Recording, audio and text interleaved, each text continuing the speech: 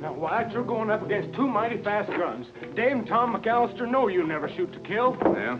I know this buntline can reach me.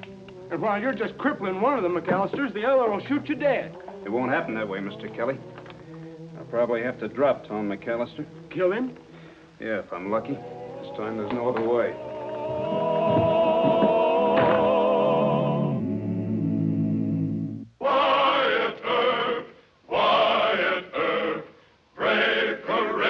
And bold. Long live his fame and long live his glory, and long may his story be told. The Life and Legend of Wyatt Earp, starring Hugh O'Brien.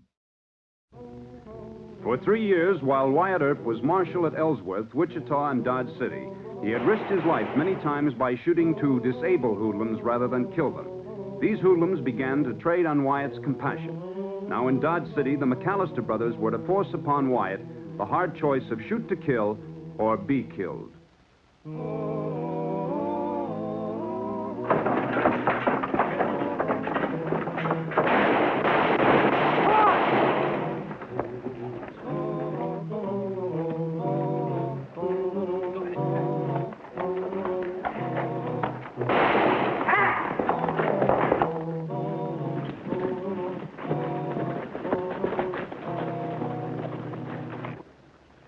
Which way? Rio Grande, Davy. Where up? Them Rangers gonna be after us. Rangers? I've been wanting me some of them for a long time. Whoa, now, you're smarter than that, Tom. You're Tom McAllister. You ain't gonna go riding into a Ranger ambush, I know. Yeah. That's right, Davy. Quit your joking me. You know you got it all figured out. Maybe. Ride north to Dodge. And make monkeys out of them Rangers.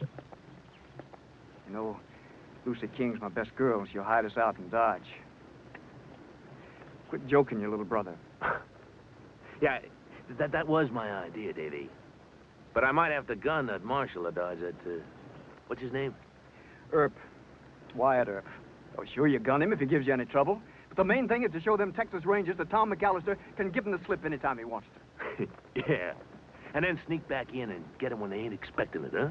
That's my brother. Now, quit your joking me. Oh, no, I'm sorry, Davy. I don't mean to. Come on. Dodge City.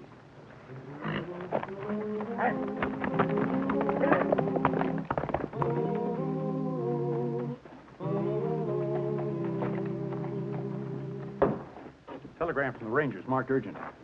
Now, there's a great law outfit, Hal. Don't mind spending a little money for telegraphing. What does it say? McAllister brothers may be headed your way. Dave has girl Lucy King in Dodge. Please arrest on site and hold for Texas warrant by mail. Lucy King, she's a nice, respectable girl. Yeah, they fall in love, too, you know. You want me to bring her in? No, I think Miss Lucy will come to us. I hate to see her get in trouble for harboring the McAllister brothers.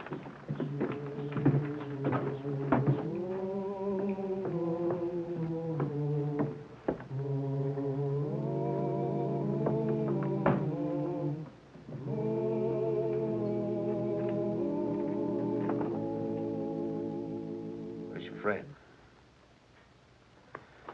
Here's our supper. Lucy? Yes, I have your supper. Quit fretting, will you? I'm sorry it's so late. You must be starved. Tom wanted you to hold off till you got rid of customers. Right, Tom? Yeah. Roast beef, mashed potatoes, and apple pie. Lucy, we love you. I love you. Hey, brother, we eat. That cook gone? 5 minutes ago, at least. I better make sure. What's he so nervous about? He always prowls before he settles down. Come on, eat your food before... He'll be back in a minute. The fact is, Miss Lucy, I'd rather have a kiss. A real one. What's the matter, hon? You haven't told me certain things. Now, hon, Tom will explain it. Tom, it's always Tom. Why can't you... Yeah. I reckon he's hunting for liquor. Got any? It's in the sideboard. You get it. Been away a long time. You miss me? Something terrible. You haven't changed, Dave. I'm so glad about that. You've changed. You're prettier. Tell me why you're on the run. Now, hon, I can't do it. Why not? Tom's the boss. He'll be a bit more sociable when he knows you longer. You see, I told you he'd find it. Sit down. Your supper's getting cold. It's already cold. Hotten it up. No. Now, where are your manners? Tom McAllister acting like Wes Harden? All right. Forget it. Maybe you better push along, hon. We'll eat, and we can all have a nice visit later. A couple of drinks, and Tom will be bowing over your hand like a dancing teacher. All right, Dave. I'll be in my room.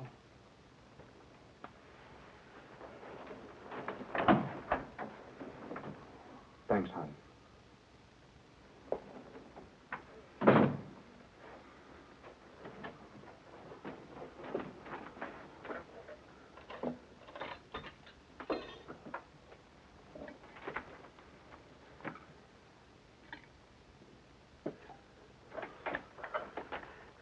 Let's ride. Right, where? Your girl don't like me none. No, Tom, she don't mean nothing. No, no. No, she's planning and scheming right now. Such as what? Don't you smile at me, Davy. When I talk serious to you, you take it serious. Tom, I'm your brother. Now, a man don't do that to his own brother. No. Forget it.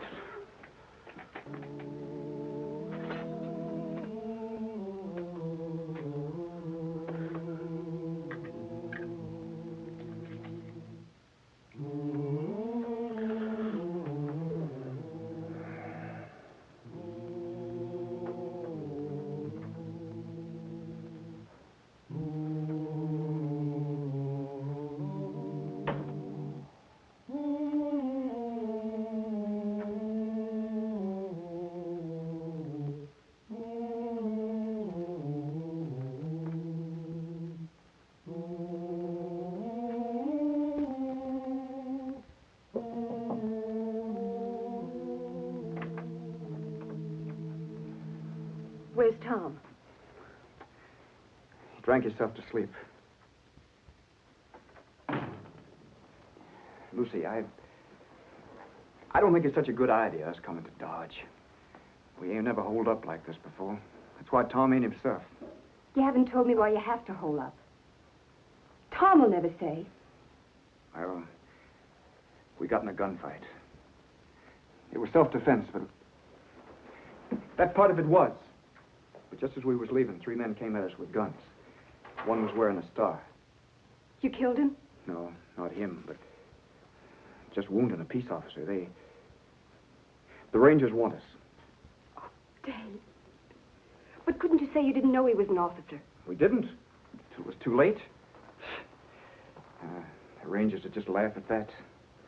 Marshal Earp wouldn't. I'm sure he'd help you. Davy, no! Please don't shoot me. I'm your brother, your big brother. You don't want her, Davy. No, she's put you up to it. She's scheming. Now go away. Brother, go away. Tom, wake up! Get some water.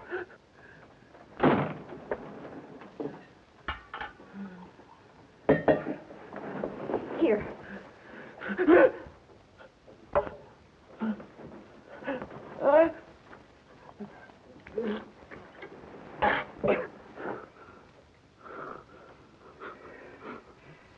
It's just a nightmare.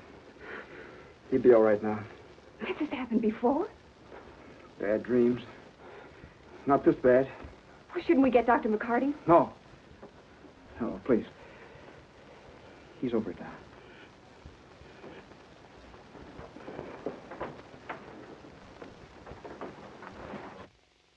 Tom, it's Davy.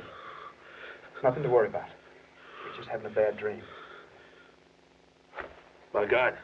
What? Davy, you stole my gun. You and that... No. Here's your gun, Tom. Look. Your gun.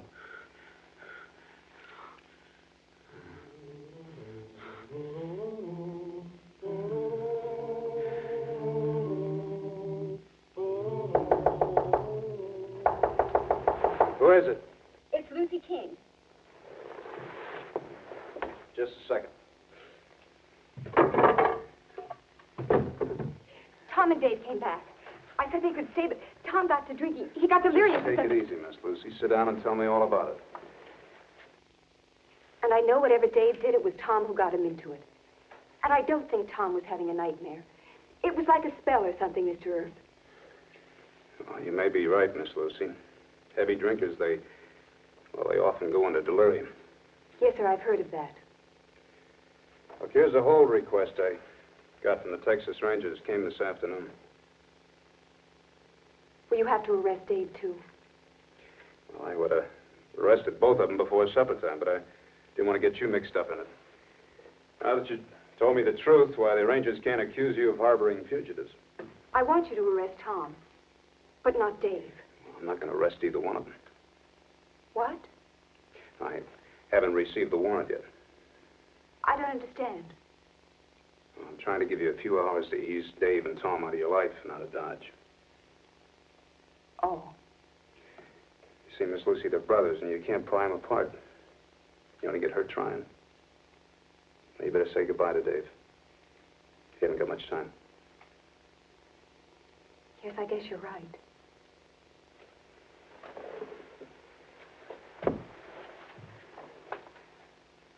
Thank you, Mr. Earp.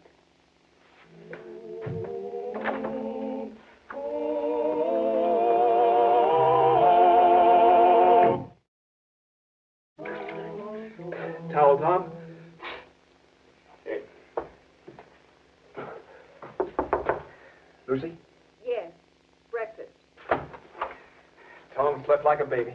Somebody must have sold you bad whiskey, hon. Could have happened. Anyway, I'm closing this hotel. Why? I think Marshal Earp knows you're here. How come? One of his deputies has been hanging around since I opened for breakfast. What do you think, Tom? You heard her. She's throwing us out. Only for our own good. For my good, too. If they try to take you here, what would happen to me? I think I have me a prowl around. No, Tom, they might be watching out for you. And she might be lying. She could be up to any scheme, Davy. Just to get rid of us. Come with us, Lucy. We can shake the Rangers. What's changed just since last night? Your brother. Tom don't mean no trouble. I'll go on the run with you. But not if Tom goes with us. Ditch Tom? He turned you into a gunfighter. He got you into every bit of trouble that's led to this. It wasn't bad liquor. Sometimes I think Tom doesn't always have his mind. His mind? Listen to me, Dave. Not to Tom, to me. No. You will listen. This is your last chance. You ride off with Tom, and every road you take will lead to worse trouble. All right, Dave. Goodbye. You don't know what you're asking, honey. Good luck, Dave. Davy, she wasn't lying. There's a deputy across the street. How about the alley? It's clear. You get the horses. Well, never mind that. Push along. I'll take care of the fond farewells. Stop it. Pick up your things and get out of here before I... Before you what? You double-crossing little wench. You called that Johnny Law on us, didn't you? Yes. And he said he'd give you a couple of hours to get out of Dodge. Now get moving. Your time could be up. Well, now, this ain't gonna take long, Lucy girl. You ain't gonna be with me to finish. Just Davy. Bye, Lucy.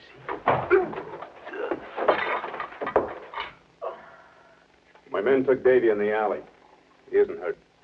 You promised they could ride away. I know I did, Miss Lucy, and I'm sorry. Some of your customers recognize this one in the cafe. Spread the word around town. They forced my hand. I'm sorry.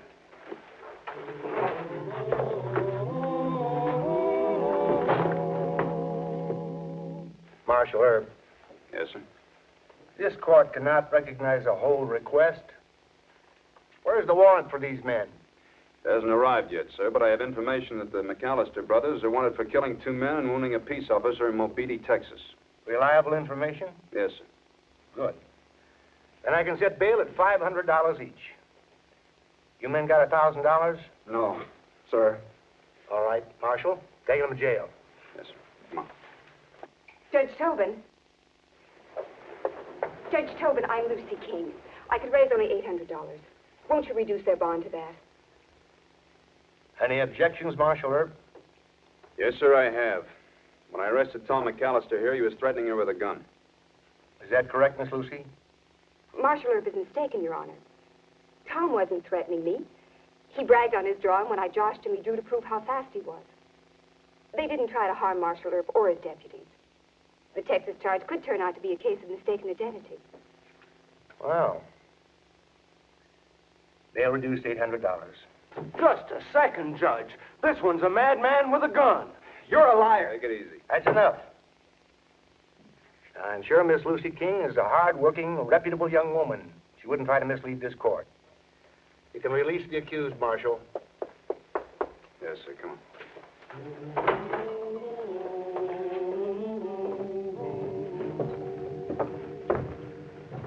Did you threaten her? Huh? Herb told me you pulled a gun on Lucy. Did you? Oh, don't ask foolish questions, Davy. Look, I got a headache. I need a drink. Come on.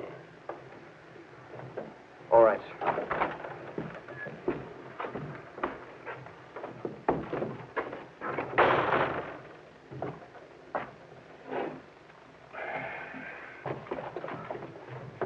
Tom McAllister sure acts peculiar, don't he? Yeah, he sure does. Why don't you go back to Judge Tobin and argue with him? Miss Lucy's the one witness that could prove it to the judge. He saw how she acted. Ah, love. The tender passion. Well, I'll wait until Dave cools down a little bit, and then I'll go have a talk with him. Well, what good'll that do? That might save a few lives. Anyway, Dave's got to understand the truth about his brother. I reckon we ought to hit the trail. Tom, I said I reckon we ought to hit the trail. No, We can send Lucy the 800. I ain't worried about that. You ain't still sore at her. She did go our bond. It's something bigger than Lucy's got us in a jam, Davy. We've been schemed against. Wyatt Earp? No, it's bigger than any cowtown marshal. I seen one of them last night. One of who? The devil's hired hands.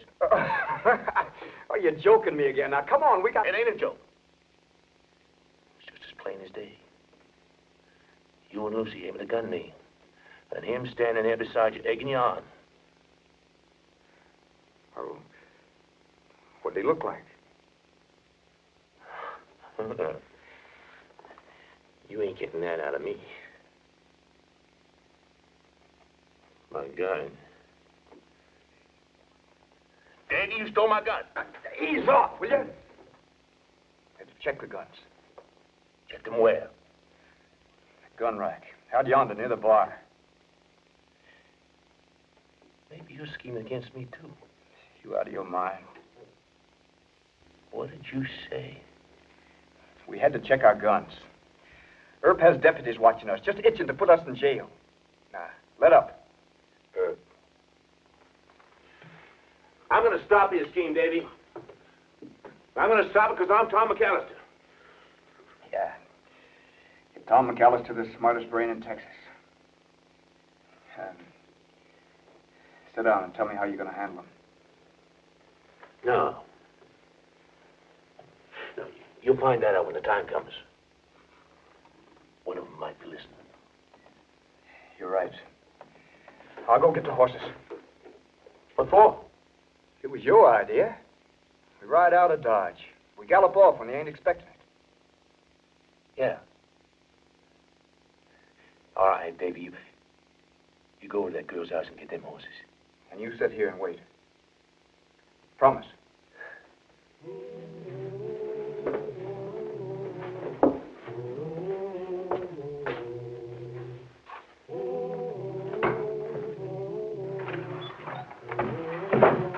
McAllister.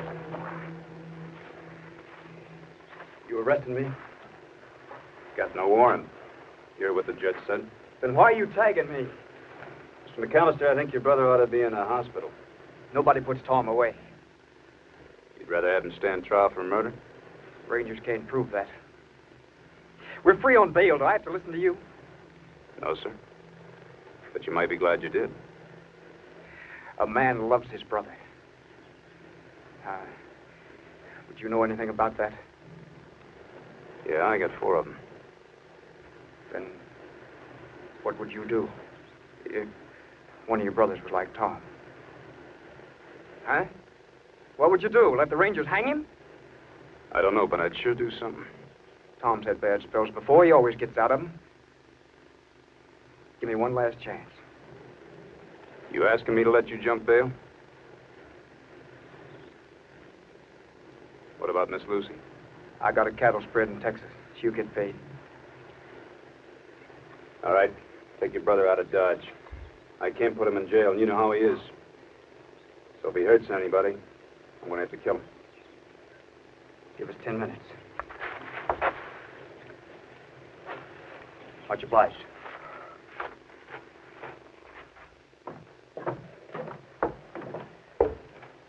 Take this. You'll be hungry. Thank you. I'd still be willing to go No. with you. I can't trade you for my brother. You better find yourself an orphan to marry, honey. So long.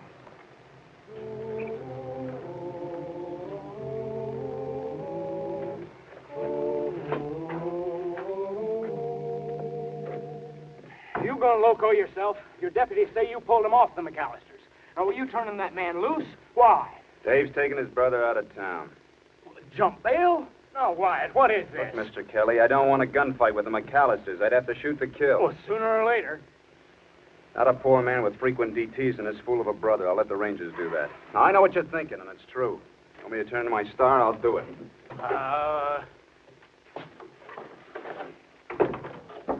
You're right now.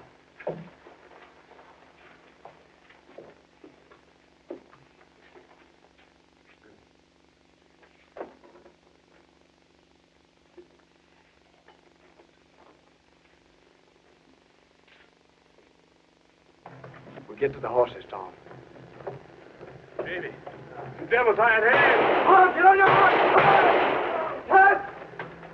Get on your horse, Tom! Get on your horse!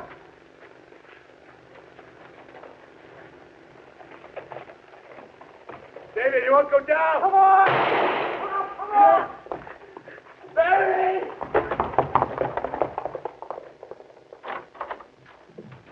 Quiet. McAllister's cut loose in front of the Alhambra. They shot down 2 men bad and hit little Sammy Dunker in the leg. Oh, my fault. They're headed south. How much head start? 2 minutes.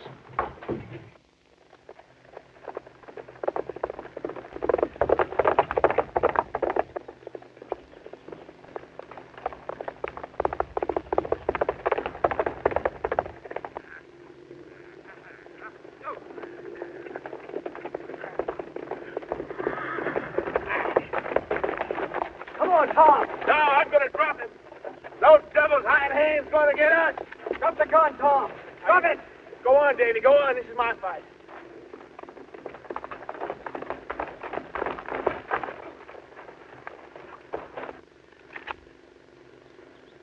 The wrong man, Tom. Shoot me. I'm the devil's hired hand.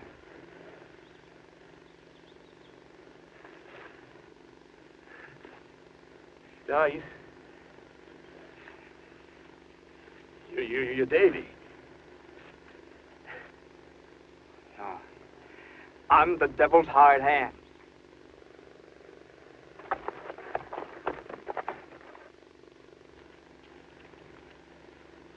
Go on, Tom. Shoot.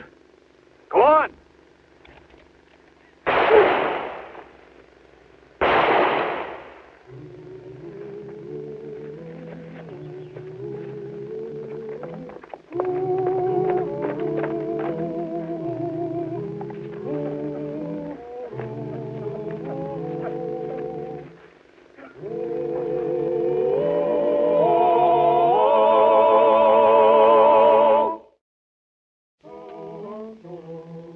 Tom did most of the shooting, Miss Lucy, and well, I don't think the Texas folks are going to be too tough on Dave. You going to be riding south with him? Of course. There's one thing you want to always keep reminding Dave. That is that I would have shot to kill Tom if he hadn't. For the first time, I'd have been forced to kill. I share Dave's sorrow for what he had to do. I'm sure you do, Mr. Earp. Thank you.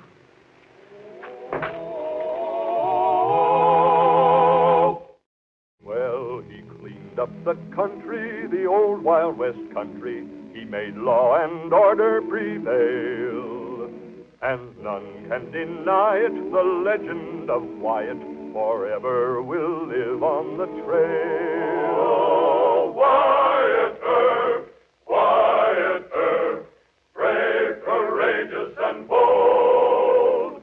Long live his fame, and long live his glory, and long may his story be told.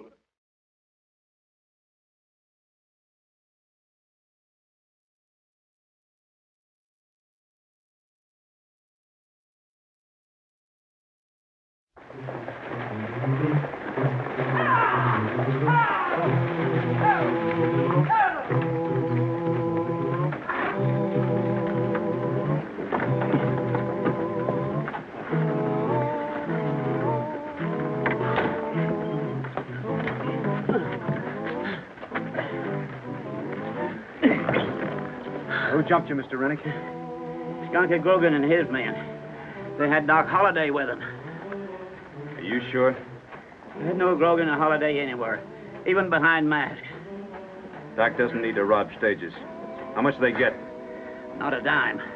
We outrun them. Doc Holliday was in on it. I'll swear to that. All right, we'll get you patched up, and then we'll go after him. Some of you men take him over the dock. Wyatt Earp, Wyatt Earp, brave, courageous, and bold. Long live his fame, and long live his glory, and long may his story be told. The Life and Legend of Wyatt Earp, starring Hugh O'Brien. The friendship between Marshal Wyatt Earp and Dr. John H. Holliday, gambler, gunfighter, and killer, was one of the enigmas of the Western frontier. Dr. Holliday was not popular with Wyatt's other friends, who predicted that eventually he would involve Wyatt in serious trouble. The attack on a Wells Fargo stage in the summer of '78 provided these Cassandras with what seemed to be ironclad evidence that Doc Holliday had betrayed Wyatt. What is this now? Sam Rennick claims he can positively identify Doc Holliday on the Wells Fargo holdup. That's right, Your Honor. Now, Wyatt, everybody who's your friend has tried to warn you about... That's enough, Jim, that's enough. Wyatt, we know that Doc saved your life in the Morrison fight. And if you want to send Sheriff Masterson after him, we'll understand. Sure, just so Doc don't work on your feelings of gratitude. Got nothing to do with it, Mr. Kelly. Doc and Grogan did it. They'll be coming in for trial. But let's leave Bat Masterson out of this. But you are going to take some deputies. No, sir. Doc is innocent. He'd resent my coming after him with a posse. Resent? Indeed not. Temper, Mr. Kelly. Now, as soon as I have a chance to talk with Mrs. Holliday, I'll be hitting the trail. Well, do you think that's wise? Mrs. Holliday won't tell you anything, even if she knows. You don't know Miss Kate, Judge. She's quite a talker.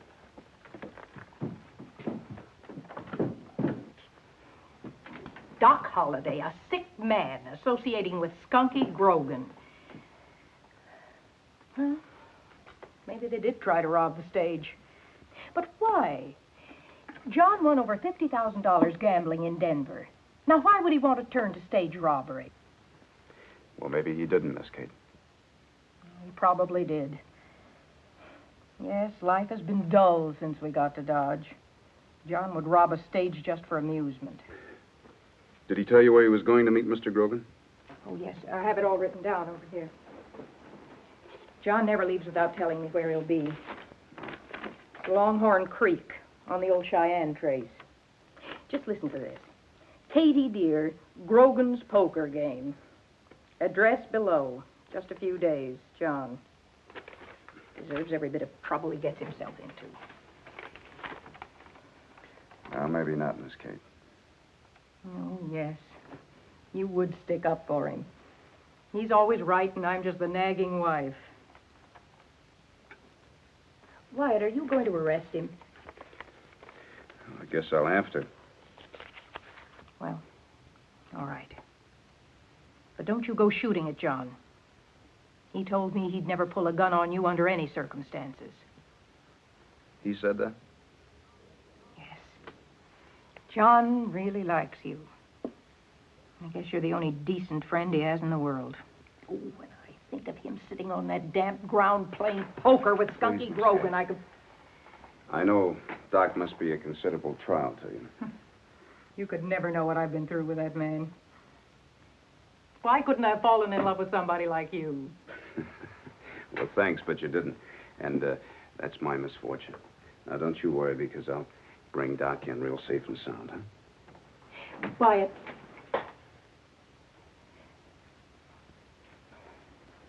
Bless you.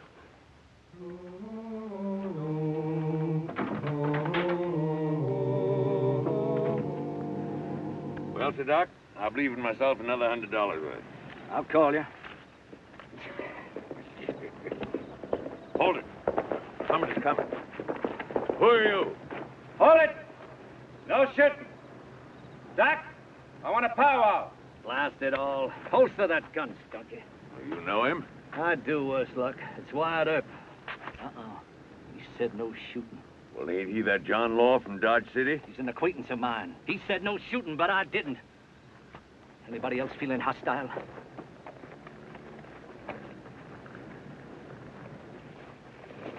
Mr. Grogan, this is Mr. Earp. I suppose Katie talked you into riding out here. No. Wells Fargo stage was attacked by robbers. The drivers accused you and Mr. Grogan of doing it. Oh. Who was the driver? Sam Rennick. How much was he carrying? 40,000. Too bad, Skunky. Yeah. You and your poker game. Skunky wanted to have a go at that stage. But he owed me some poker money, so I insisted he and the boys stay here. You didn't pull the job? No, Wyatt, you know better than that. If I had, I'd have the $40,000. Yeah, I think you would. Trouble is, Doc, that Mr. Rennick signed a formal charge against you and Mr. Grogan.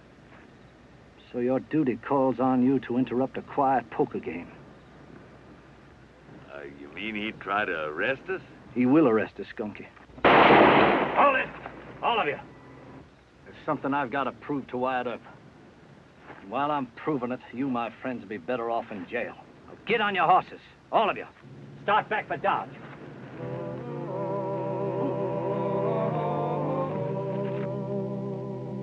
Mr. Rennick has testified that he recognized Dr. Holliday and Mr. Grogan among the men who attacked the stage. That's right. Ordinarily, this court would not hold a suspect on the evidence of one witness. You may step down. Thank you. However, the general reputation of Dr. Holliday inspires no confidence in this court. Or in me either. That's enough. Each of the suspects is charged with attempted stage robbery and will be held in jail unless bond is furnished. How much is the bond? $1,000 each. It's an outrage. I won't pay it. Order! Your Honor. Yes, Marshal Earp. Your Honor, Dr. Holliday's wife gave me money for the bail. I asked the court to accept it. Well, You see, Your Honor, Dr. Holliday is he's not in good health. So I ask you to... No, Wyatt. I'll go to jail. Come on. Order! Bail is accepted. Thank you. Wells Fargo is a very important company, Wyatt, but it's only human like the rest of us. So? Northwest route hasn't been changed since you rode shotgun. I never made that run. Never drove into Dodge. It's a good thing you didn't. They would have spoiled your perfect record. That route is a stage robber's dream. Hit straight through natural ambush. All the bridges are either rotted or wasted away. That stage could have been jumped at any one of 100 blind spots between here and Nevada. I could never understand why they didn't change that route. Well, could have been a dozen reasons. Management in San Francisco may not have checked the records recently and found out how much money they were losing on the route. That's what happens when a company grows too fast and gets too big. John, you stop that. Shame on you, worrying me half to death and then go... Wyatt, stop him. He should be in bed. Wyatt, if you want to solve that bungle stage robbery, see me later. How beautiful you are today, my dear. There's nothing like 2 days with Skunky Grogan to make a husband's heart grow fonder.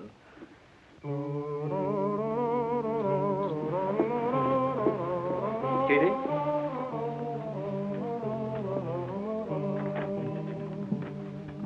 Maybe you can talk some sense into him, Mr. Paget.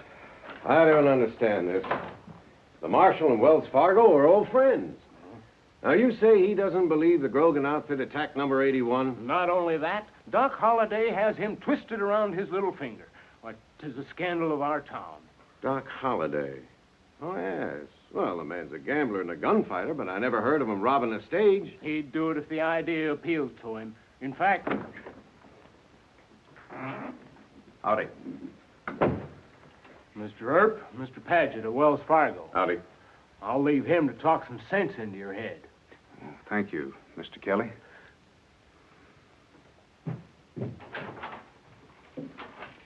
The mayor doesn't like my associating with Doc Holliday. Sit down, sir. Thanks. Can I get you some coffee? No, thanks. Well, you got any new information? No, I haven't. I just got in by train from KC. Oh. Well, all I have is the driver's identification. Well, that's enough, ain't it? I mean, we can go to trial right away. No, sir. Why not? Grogan's got a record in Missouri. The jury would send him and his boys up just on general principles. Well, general principles aren't enough for me, Mr. Paget. And what about Doc? Stretch in jail wouldn't hurt him. It'd kill him. He's got a case of TB. I thought you were still on good terms with Wells Fargo. Not that good. Sorry, Marshal. But it's always company rule to press for a quick trial. Yeah, you can do that. Good day, Mr. Paget.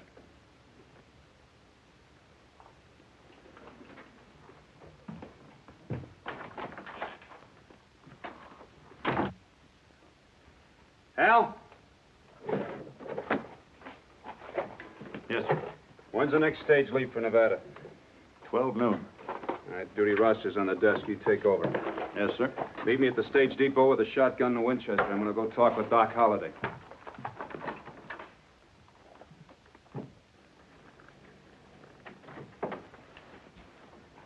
John, what on earth are you doing? Shut up. Come on, Wyatt. Yeah, we won't be going long. You go first. John! John!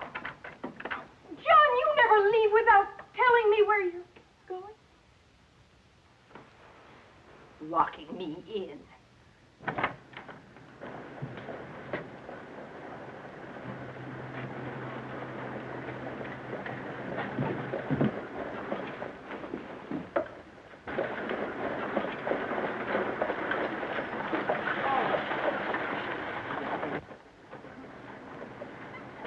Sorry, boys. I'm going to have to ask you to step down.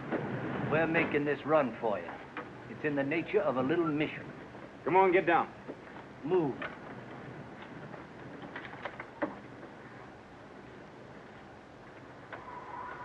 They've taken a Wells Fargo stage.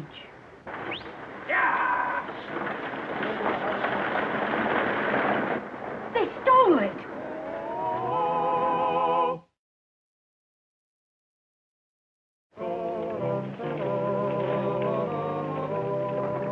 And if they'd moved the route 5 miles east of here, they'd have a coach trail on the open prairie instead of letting it run through these foothills.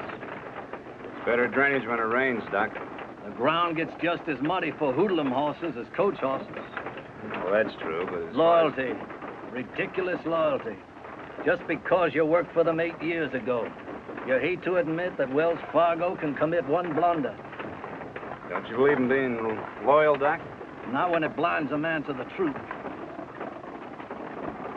That's Smiley's Leap. Name for Smiley Hummer. He owns a robbery concession on this part of the route. I think you're joking. But just in case you're not, you better get that shotgun handy. I never use shoulder guns. The kick of them starts me to cough. Come on, Wyatt, put them into a gallop. All right.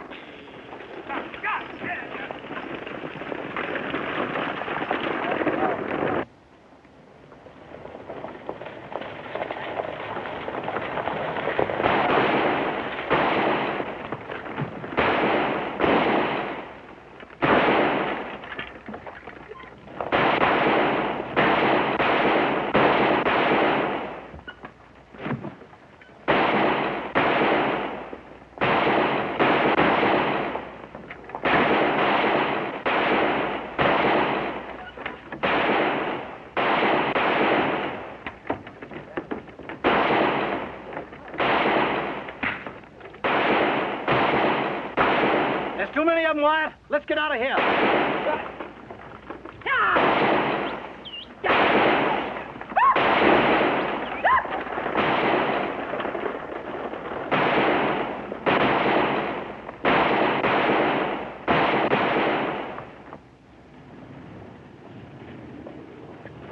Pull them off. I'm trying. What's the matter? We better load up, Wyatt. I wanted to see if you were hurt. Oh, I'm all right. We better turn back, see if we can take Smiley Hummer. Smiley didn't do the Wells Fargo job. It happened in Foreman Clark's section of the trail. Clark, he operates out of Utah. No more. The Mormons made it too hot for him. Let's move ahead. What, let Smiley go scot-free? Smiley's dead. He's the first one I shot. We'll be crossing over into Foreman Clark's section of the line down yonder. Could be some real fighting.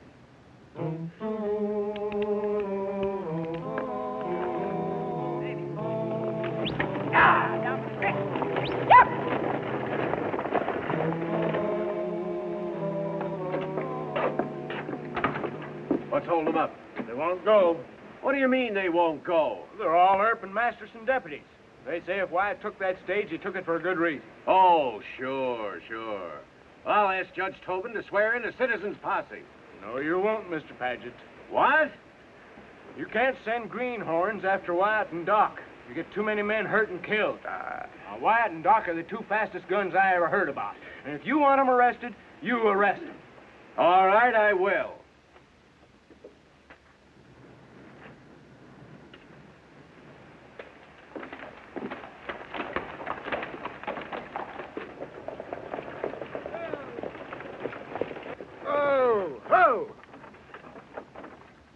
Sand looks pretty deep up there. It's supposed to be a bridge by someplace.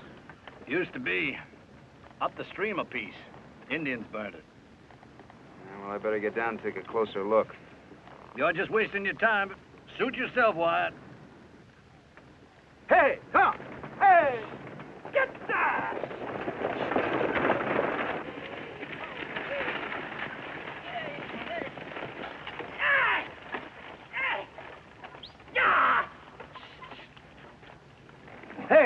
Hey! We're stuck, Wyatt. Ho! Here. Rest easy. I'll get us out of here.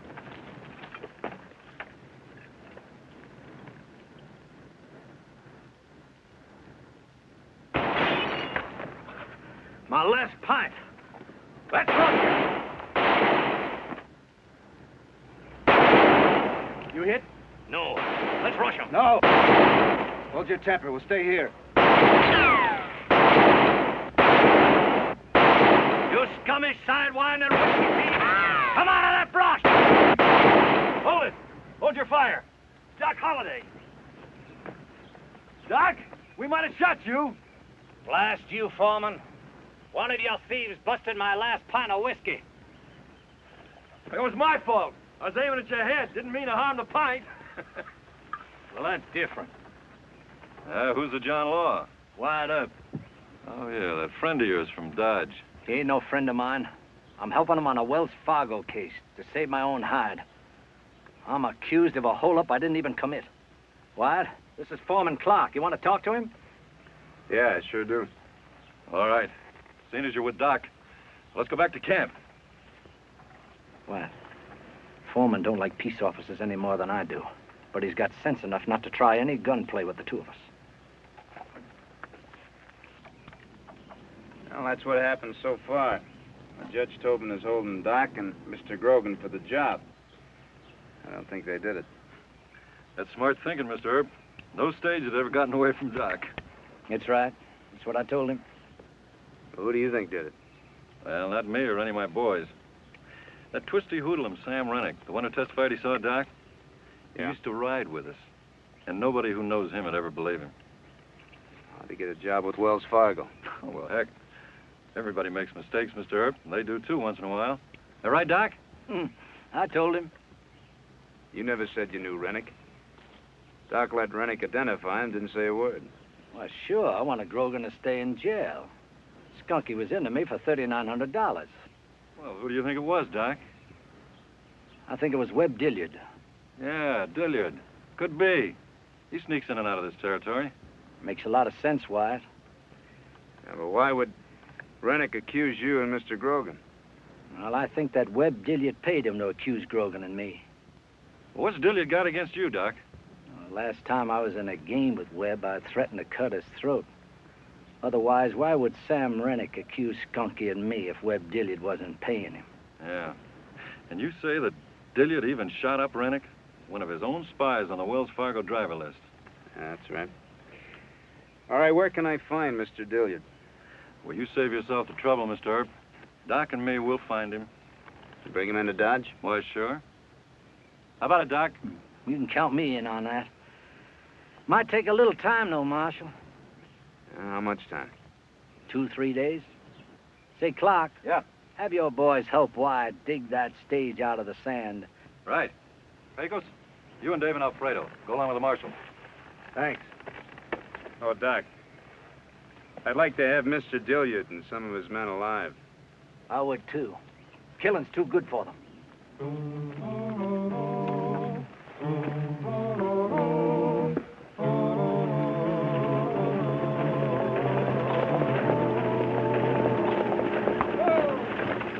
Whoa there, Marshal. You're under arrest for stealing that coach. You go for that gun and I'll crease your thick skull. You forget I'm a special agent for Wells Fargo.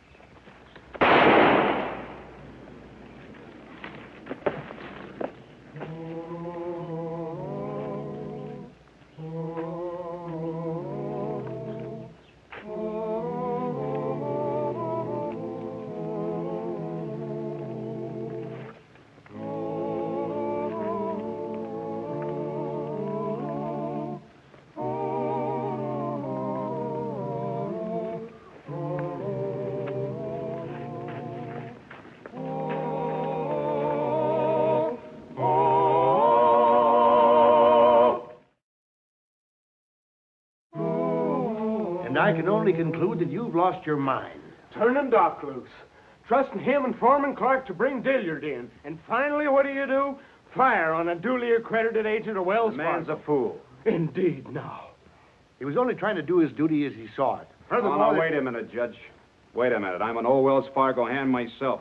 When this case is over, I'm going to turn in a report to the company that won't make nice reading. You'll report? That's right.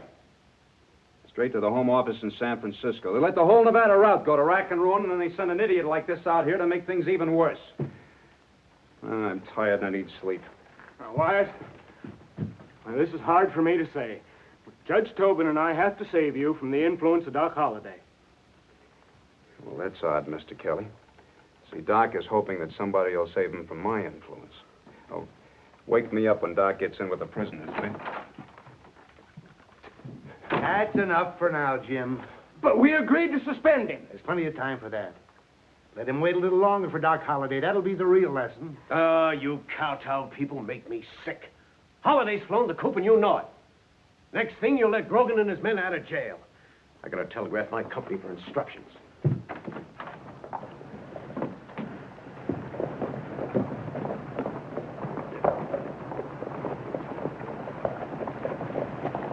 Where's Wyatt?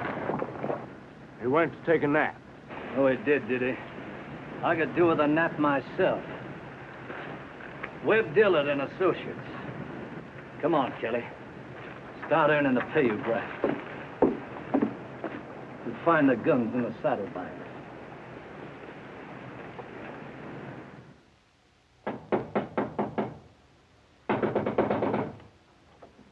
Who is it? It's Kate Holliday, Wyatt. And John's here with me. Just a minute.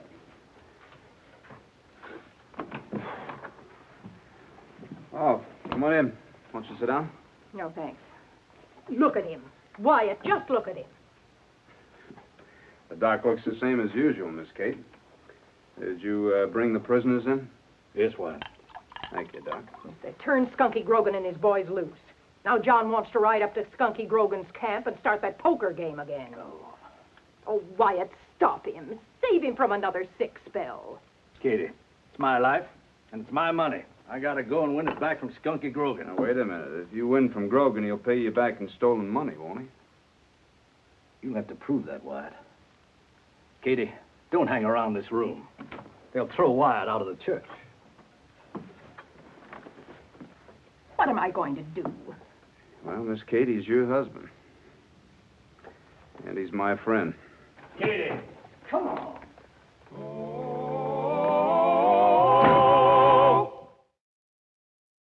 Well, he cleaned up the country, the old Wild West country. He made law and order prevail. And none can deny it, the legend of Wyatt forever will live on the trail. Oh, Wyatt Earp, brave, courageous, and bold. Long live his fame, and long live his glory, and long may his story be told. Long may his story be told.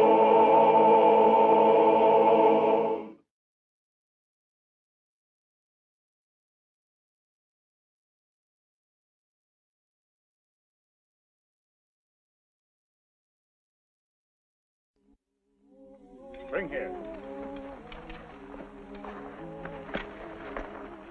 What is it now? Want permission to shoot this pony, soldier.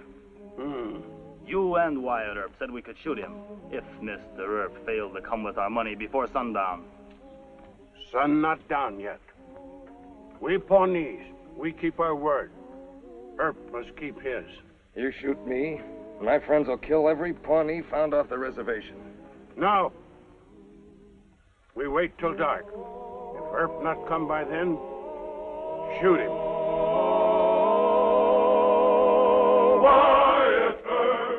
Wyatt Earp, brave, courageous, and bold. Long live his fame, and long live his glory, and long may his story be told.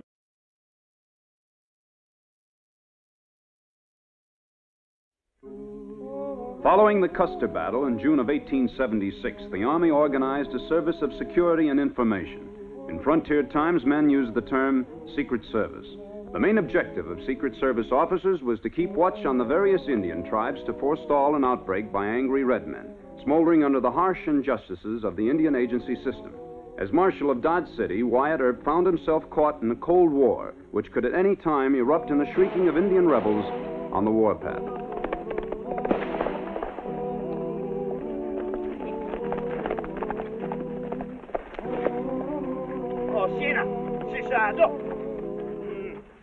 Anna!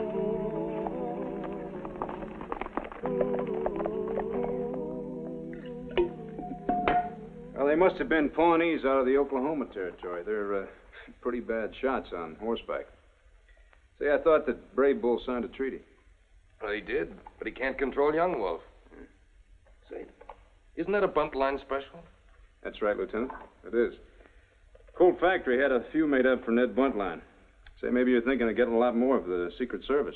It's a mighty fine gun, especially at long range. Of course, it's kind of hard to conceal. Well, the Pawnees have just bought several hundred of these. Oh, Colt only made a few. That's right, sir. But some gun peddlers are making copies from the original bunt line. And when Young Wolf and his braves jumped the reservation, they met the gang peddling the imitation bunt lines. I thought maybe you'd like to help us track these counterfeiters down. Well, you got any kind of a line on them? No, sir. I plan to ride into the nations and try to reach Brave Bull. He's still top boss of the Pawnees, and I don't think he approves of Young Wolf going on the warpath. Oh, maybe. Of course, I can't order you to come with me, but you are a Deputy United States Marshal, and you don't like the idea? Lieutenant, how long have you been out of West Point? Oh, almost 3 years. Well, if you think I lack experience in Secret Service work... You sure do. So do I, Lieutenant Clark. But what little I do know about the Oklahoma Territory isn't good. Now, if those were Pawnees that chased you into Dodge, I'm afraid you won't get past their scouts along the territorial border. Now, that, sir, is a risk an Army officer must take. Why don't you just stay here until I get a little further information on the whole Sorry to thing? have bothered you. It would have been risky, Marshal Earp. Good day, sir.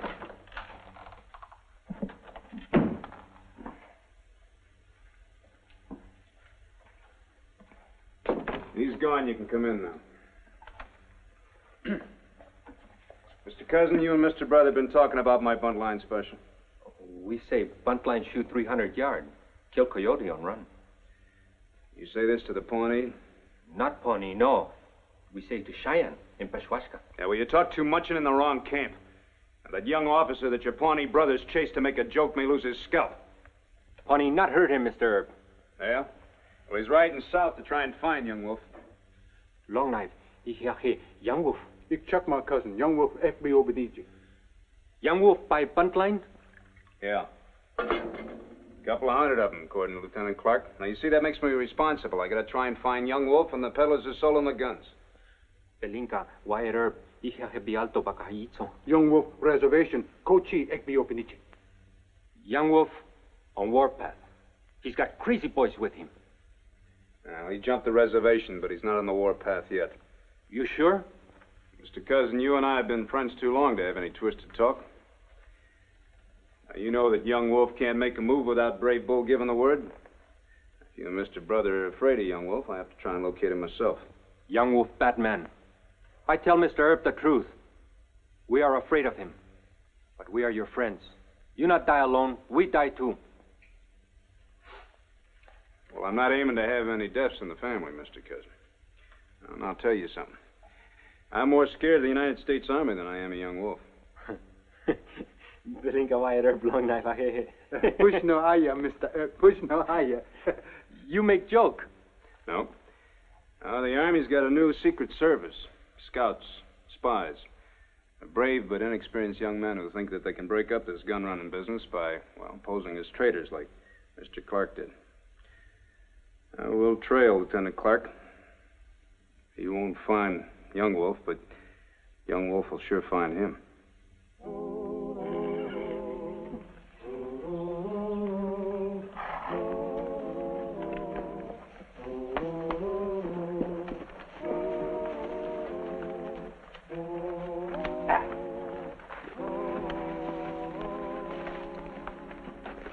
You Indian agent?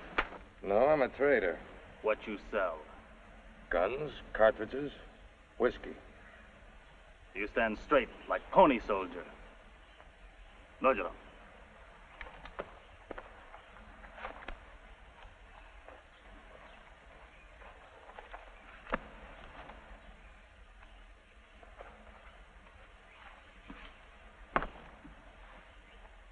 Ring on finger.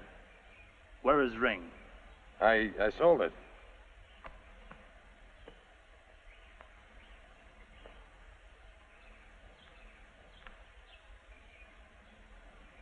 Pony soldier officer. I have seen them wear ring like this. He is spy for army. Shoot him.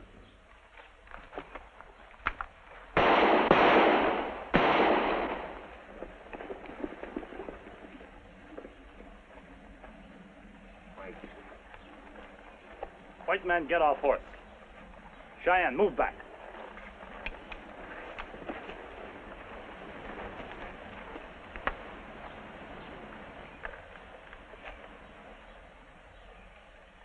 I'm Marshal Wyatt Earp of Dodge City. Mr. Cousin of Brave Bear. Mr. Brother of Yellow Hand. No fight with Cheyenne. What you want? I'm looking for bad white men who sold guns to certain Indians. Like this. Take gun. Give here. Bunt line Colt. Oh, you recognize it, huh? I see picture. White trader have picture. Did you buy any? No. Young Wolf is lucky. Guns like that, no good. Huh? Cheap imitations. Bad men make to cheat Indian. Why you bother me with this talk? My Cheyenne friends will tell you I do not like white men who try to cheat Indian. Guns like that, no good. They blow up, kill Indian. You lie. Our guns as good as this.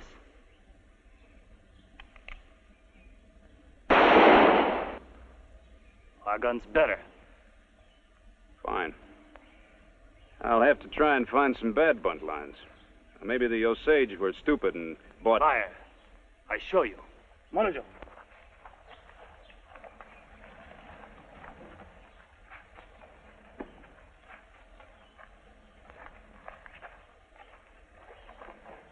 White trader cheat, young wolf? No.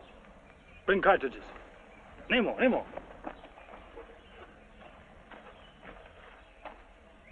Good guns. Good cartridges. Kill coyote at 300 yards. Open box. Here.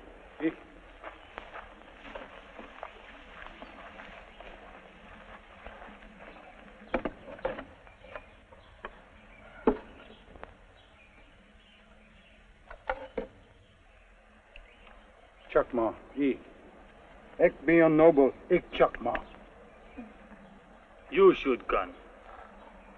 Not in my hand. Give me some rawhide. Here, Baha. You play trick? No, just trying to save you from getting your head blown off. You think the gun is so good, you try it. No. You shoot gun. Here.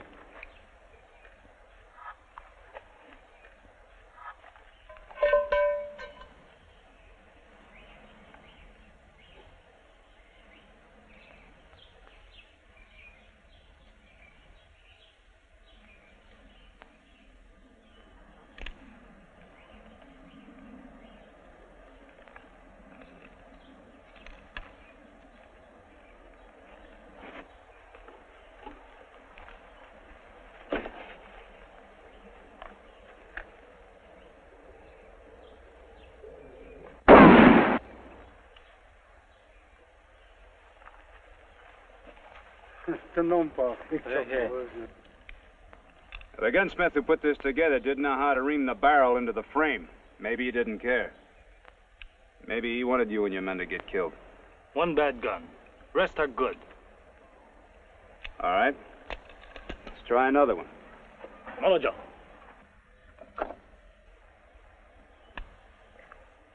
Young wolf, you make big talk about how good this gun is. This time you shoot. No. You shoot. No. Molojo.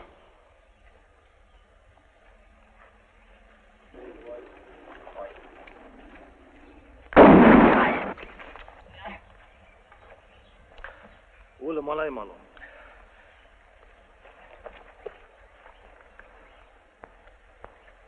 The cylinder arm didn't line up the chamber with the barrel. The bullet split and the side blast knocked the loading gate in your man's hand. I will shoot you along with Pony Soldier.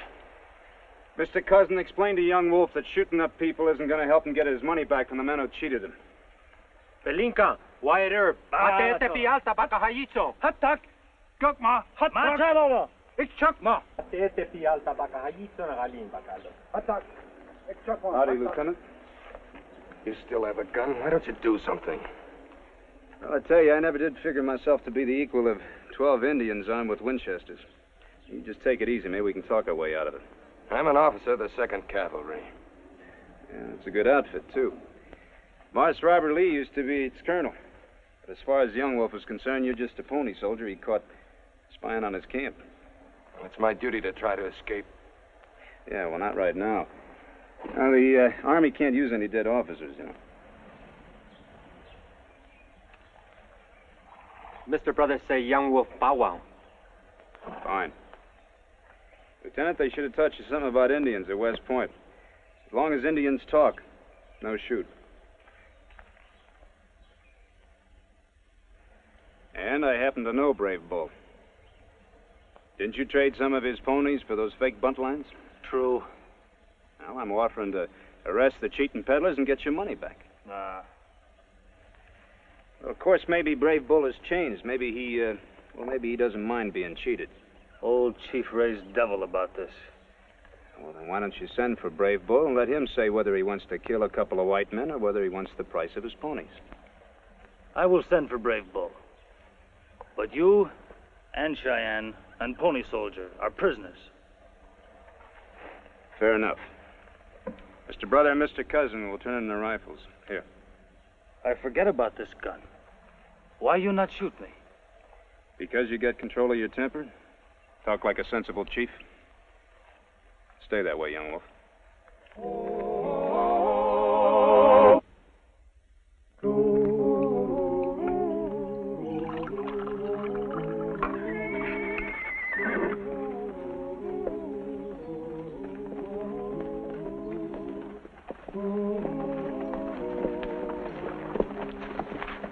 there's your judge and jury, Marshal.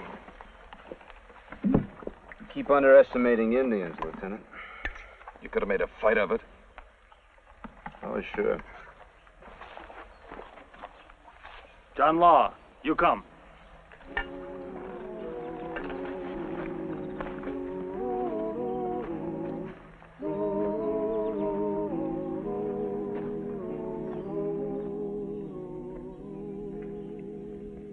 The marshal is right. White man named Gunham Dobie sells Young Wolf cheap guns. Dobie. He sells farm equipment out of Dodge. Also guns and whiskey. Brave bull, old man. I tell my young braves stay on reservation. We were wrong. If you arrest bad white men and give us back our money, we will return to my father's camp. Good. It'll be done. Wait. We hold him till sun go down second time. Pony soldiers angry at Young Wolf. They will not shoot while we have army officer and Cheyenne scout. You're giving me until day after tomorrow. That is right.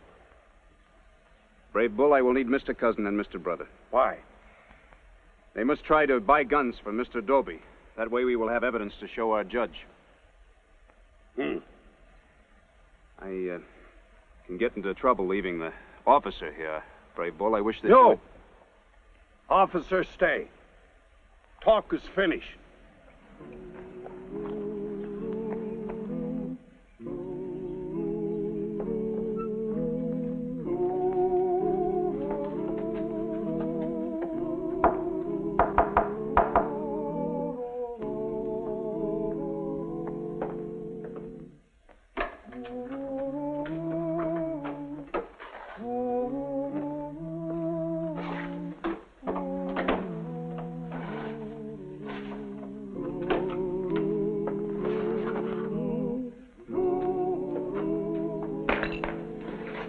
You two belong to Arapaho or Sioux? We Cheyenne. 2 Moon sent us. 2 Moon Mark. That's Cheyenne, all right. 2 Moon send you here on business? 2 Moon want to buy handgun. Bang, bang, bang. 6 times. Also want to buy Winchester. How much money? You have to. You count.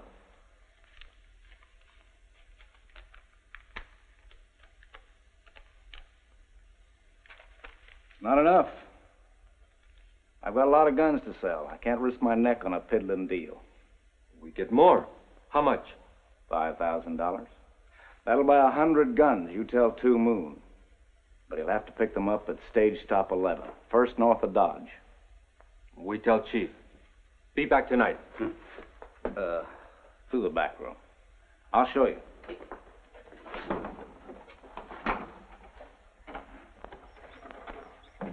Oh, no more. All right, move along.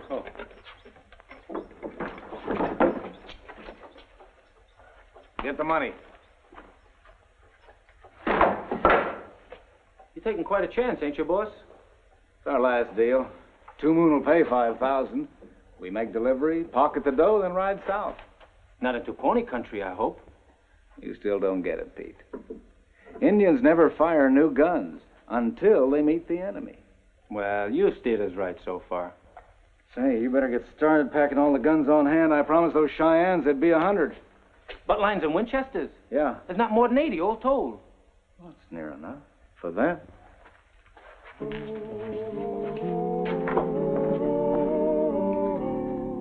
Now, as soon as Mr. Brother and Mr. Cousin hand the marked money over to Gunham Dobie, we'll set fire to this shack here next to the warehouse. I figure Dobie and his boys will try to save those guns in the back room. That's where we'll take them, in the back room. Well, there'll be a lot of people around there. Yeah, hell, but I think they'll all be fighting the fire out here in the street, and any shooting will be done back here in the alley. We'll crash in the alley door.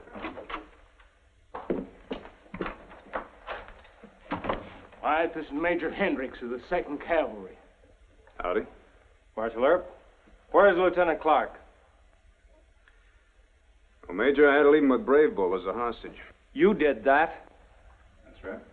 Then I'll have to arrest you, Marshal.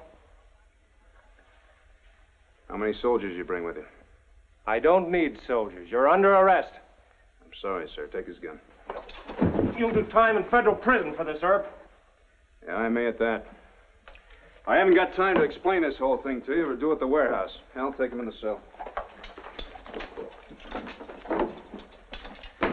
You sure you can pull this off, Wyatt?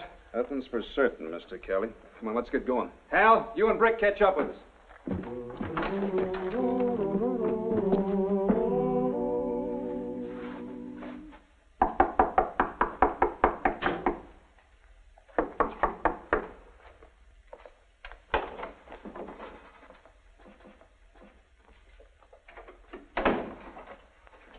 You're supposed to come through the back room. Did you get 5,000? Half. Two Moon says he pay other half when you deliver guns. All right. Count it up. 500. 700. Come on, hurry it up. We ain't got all night. The shack next door. I gotta save those guns.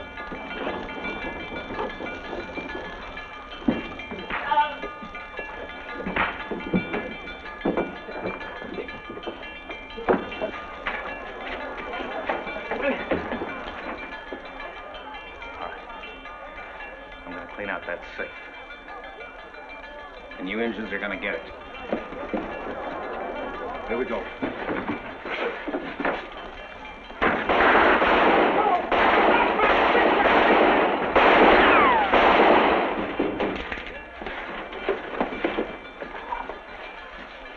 I'll patch him up.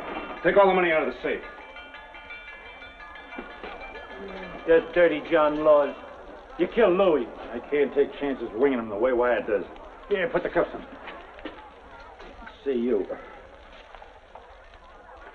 How much you figure?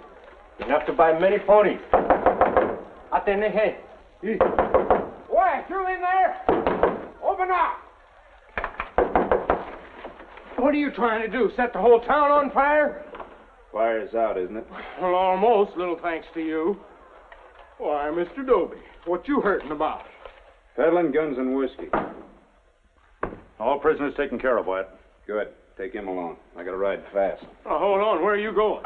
To buy a man's life, if I get there in time. Well, what about Major Hendricks?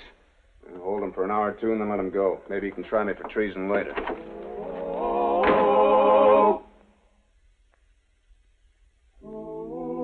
Bring here. Tie the post.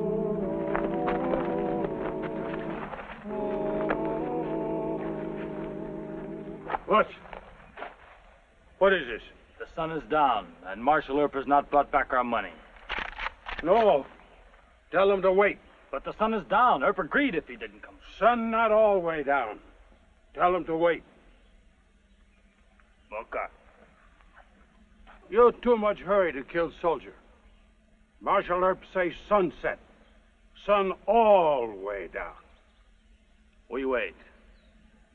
When we kill Pony Soldier, we must all go on warpath. Warpath. All Pawnee tribe.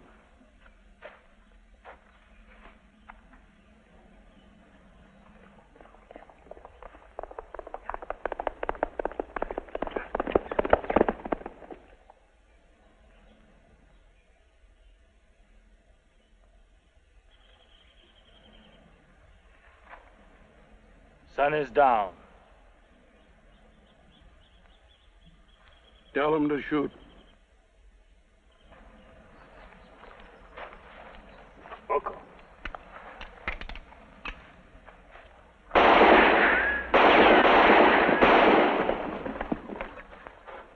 Here's your money. Count it.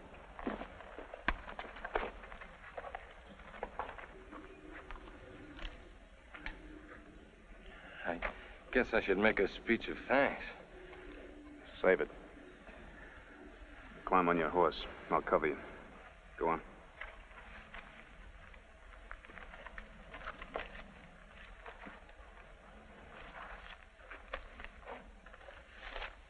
You keep your word.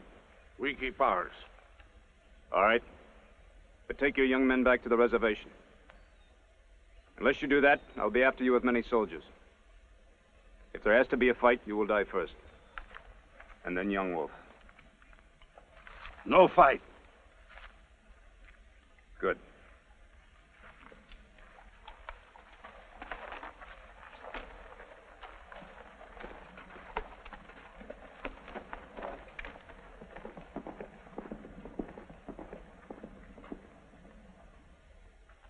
Send them away. Hiya, hiya. How much? 100 ponies, maybe more. Pay me.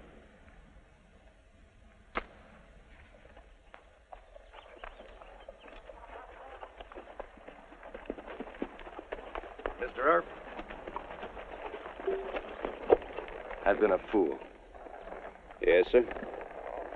But don't tell that to the Army. Never admit you're wrong, and you'll be a colonel someday.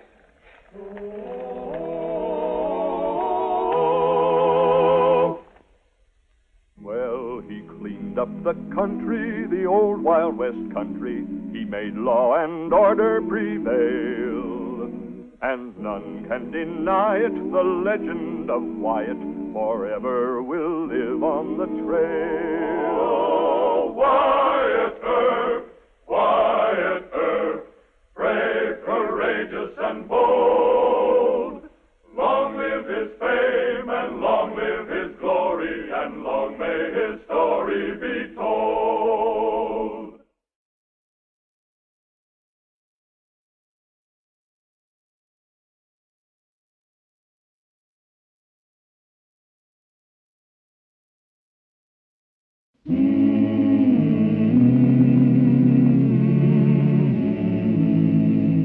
Wyatt Earp, Wyatt Earp, brave, courageous, and bold. Long live his fame, and long live his glory, and long may his story be told.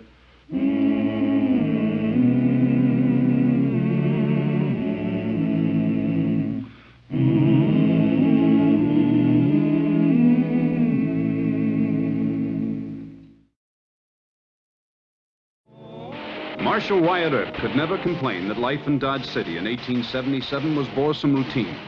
Most of the shootings, however, occurred south of the deadline and involved shady people. But the alleged killing of Dan Bolton by Reb Thomas was a noted event on the right side of the tracks. Bolton was the town's leading cattle buyer, a man of wealth and influence. When Marshal Earp reached the scene... Get out of here! Get out! Nothing to be done? No, sir, he's shot through the heart. Dan Bolton, my friend. This drunken fool? It looks that way, Judge. Threatened Mr. Bolton at the Dodge House bar this afternoon. He owes me $800. You miserable... Take it easy, Judge. He was so drunk he didn't know what he was doing. He'll know in court tomorrow morning. I'll take him to jail out the back door. Right. Cheated me on $800.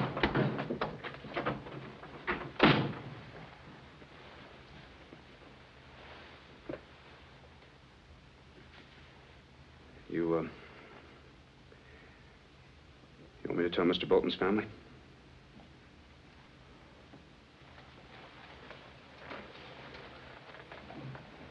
Huh? You want me to tell Mr. Bolton's family, sir? No. I'll do that. Fine reward for being an honest businessman and a decent citizen. I didn't hear about the trouble soon enough. Not your fault. Sober that drunk up. Get a confession. I'll attend to the rest. Judge. Yeah? I don't blame you for feeling as you do. But you're still Circuit Judge Tobin. A hoodlum kills my friend. And I'm supposed to pass sentence as though I never knew Dan. You're right. It was your duty to remind me. Thank you, Wyatt.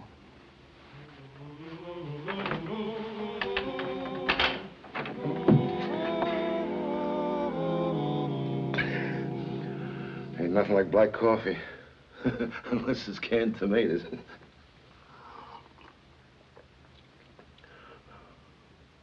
What was it you wanted to ask me about, Marshal? Mr. Bolton is dead. He is? Mm-hmm.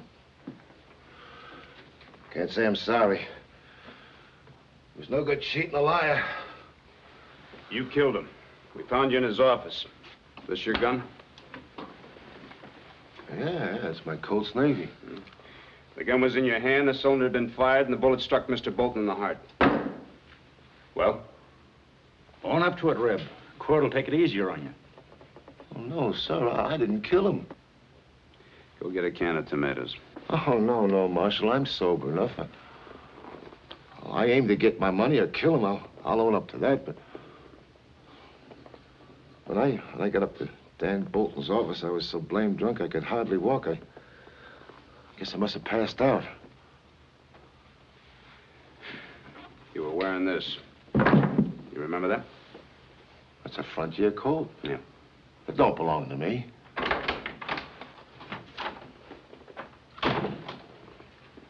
Well? Mr. Thomas, I believe you know Judge Tobin. Are you going to still stick with that cock and bull story you use? I told you the truth, Marshal. Dan Bolton deserved killing. If I'd done it, I'd own up to it. Another thing. You folks have been praising up Bolton as a holy fellow when he weren't no such thing. I happen to know that... That'll do. Put him in his cell. Put me in a cell. That ain't going to change my opinion of Bolton none. Come on, Reb. Come on.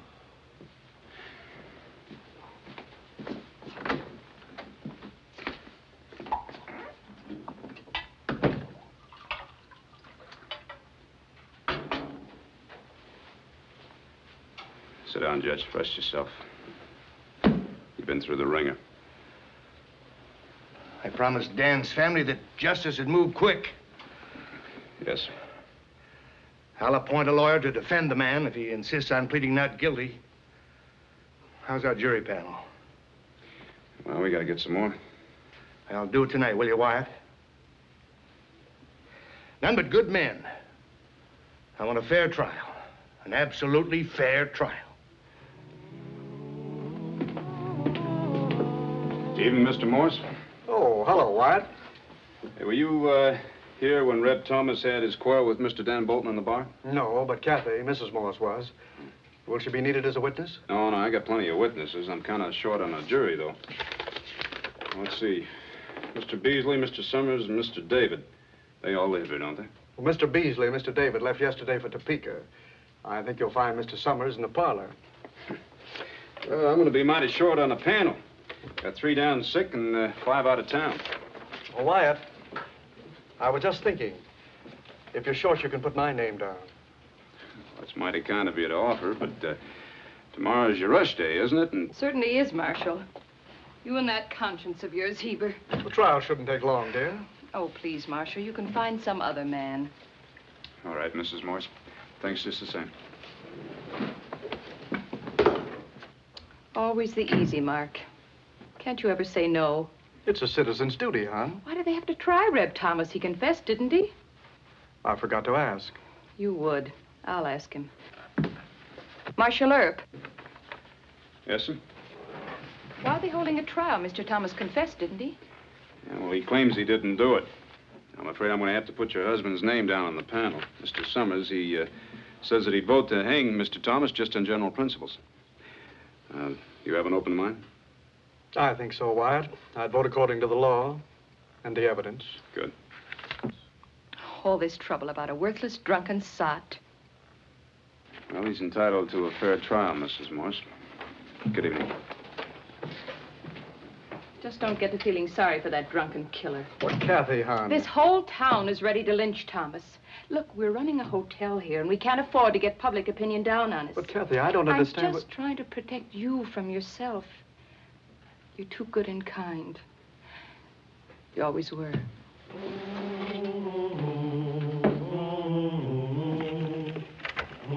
Jury's still out. Yeah, I know. Judge Tobin sent for me. It's almost 5 hours. I wonder what can be hanging him up. I don't know. Come on. Come on, Morris, break down. You've held us here for 5 hours now, and you know the man is guilty. 11 to 1 for conviction.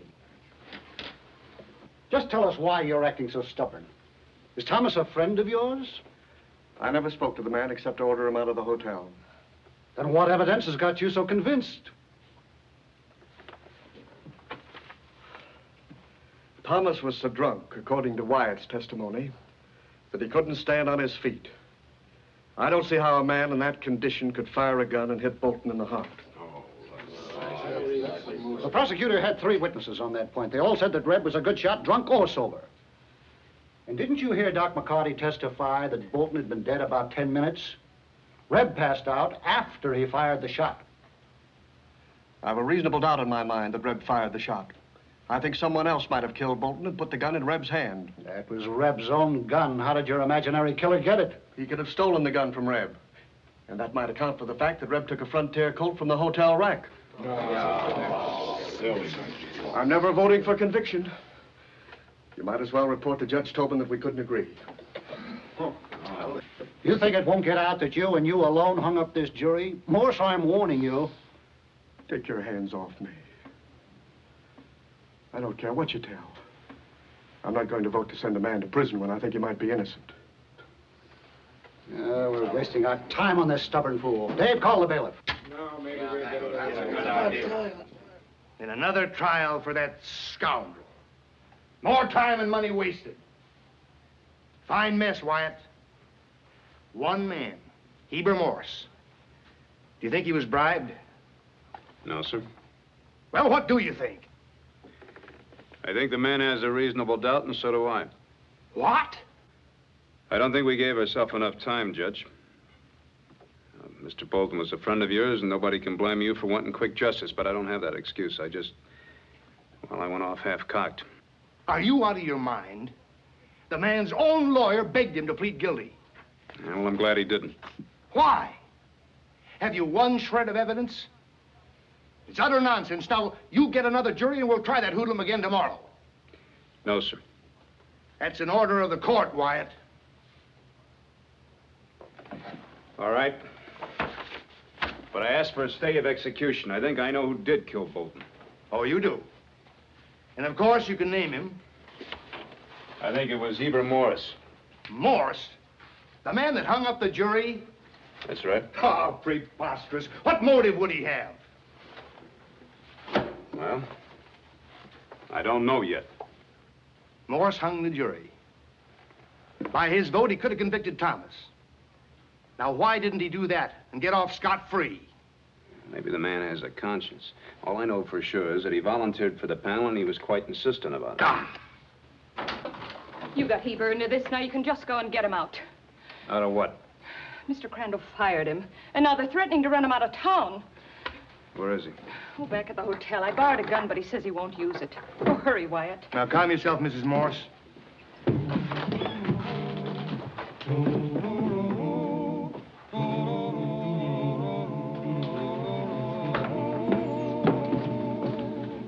Stay here, Mrs. Morse. There's trouble.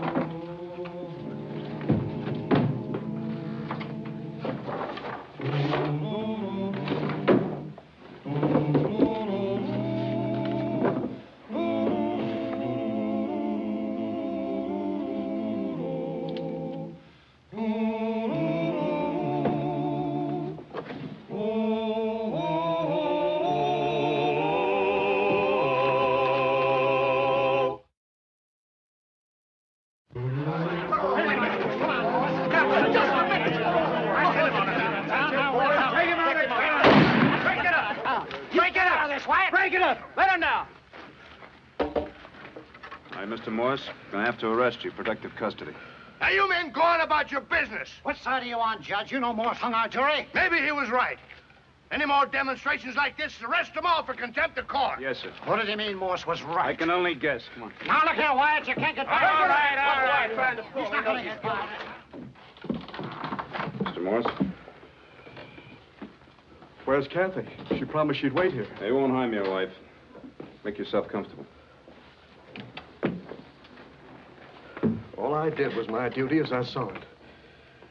Now I've lost my job, and the whole town is sore at me. They'll calm down a little while, and then I'll take you on back to the hotel. I told Mrs. Morse to wait here. It should be all right, Hal. Go bring in Reb. I want him to meet Mr. Morse. Yes, sir. Now, Mr. Morse, Judge Tobin and I think that you might have prevented a miscarriage of justice. Oh? It was someone else? Like I told the other jurors, someone might have stolen Thomas' gun, fired the shot, then put the gun in his hand. It might have happened that way. What are you trying to trick me to now, Marshal? I want you to meet the man who voted against convicting him. That's funny. I don't like you, and you don't like me. What are you up to, Morse? I just wasn't convinced you did it. The only thing I and you ever had in common is we both hated Dan Bolton. Whatever gave you the idea I disliked Mr. Bolton? You trying to act cute? You knew he was after your missus. That's a lie. He called Bolton a cheat and couldn't prove it. Now he's attacking a dead man's morals, a respected church-going citizen. Now, just take it easy. Go on, put him back in the cell. Sure, put me back in my cell. You and Morse have to keep Bolton respectable. Dan was no angel. Wine and women. His case, it was mostly women. You can prove that? No, I can't prove it. I'm in jail. But it'd be easy enough for you to prove, Marshal.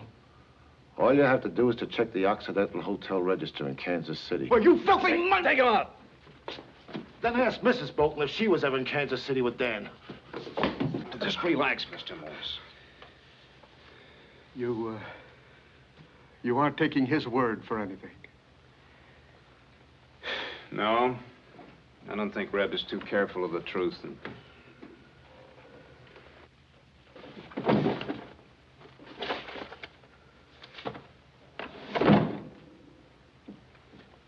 I think that what Judge Tobin told those hotheads is probably sunk in by now. Come on, I'll take you back to the hotel.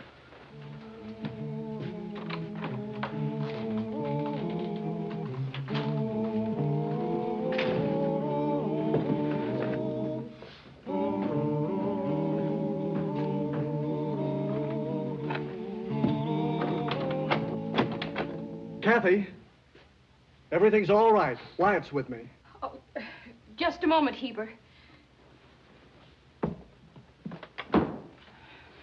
Oh, I got so scared I blocked the door.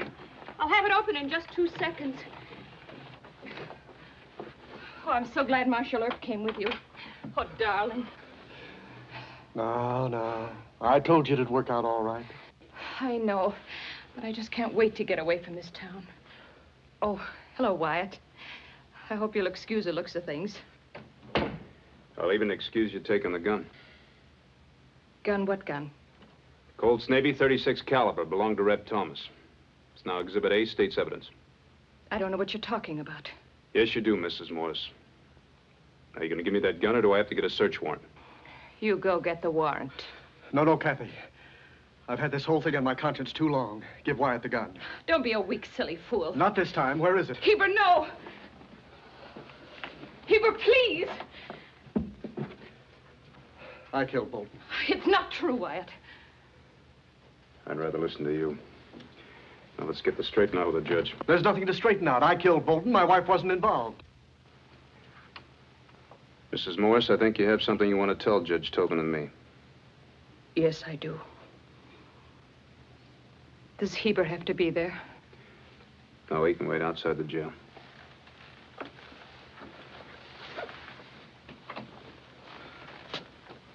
Why does Kathy have to be mixed up in this? I was Bolton's silent partner in cattle deals. When he wouldn't pay up, I killed him.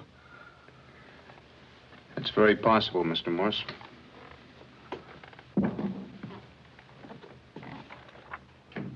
Dan's wife was ill. He promised if I got a divorce, he'd marry me. I knew my husband would go on being manager of cheap hotels in little towns. But my husband loved me.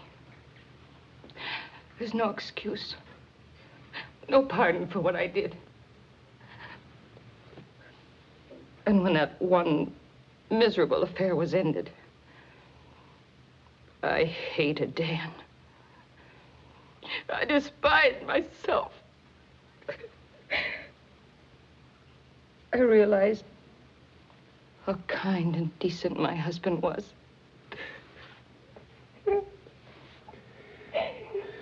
say that yesterday Mr. Bolton demanded you make another trip with him. Yes. I was sitting at the desk, doing my work, and suddenly he came in. What's wrong now, Heber? Not a thing, honey. Oh, it's you. How many times do I have to tell you not to bother me? 2 tickets for New York and $1,000 for fun. Get out. Oh, no, I really mean it this time. Look, I'm going to tell Amy about us. Let her divorce me. I said I really meant it, Kathy. I'll be at my office about 9 o'clock tonight. You be there, huh? Ready to travel. Or else... Else what? A certain husband will be getting a divorce. Pick him up and get out. Now, you pick him up. Bring him along tonight. I really mean it, Kathy.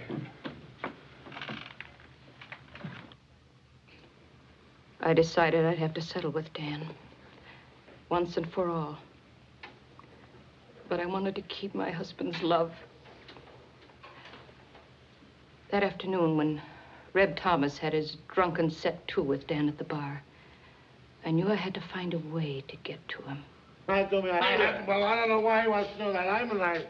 We'll take it later. No, we're not going to. I'm going Right to... now, come on. I know. Yeah, all right. Now, you heard what I said. Either he pays me or I'll take it out of his hide with bullet holes. We got to find a good way to do it, though, Red, so we don't land in jail. All right. Pull anything you say. Hey, give me your gun belt. Huh? Come on, give me your gun belt. All right. Why do you want the gun belt? I want to hang it up here so Wide Earp can't jump you. Oh, yeah.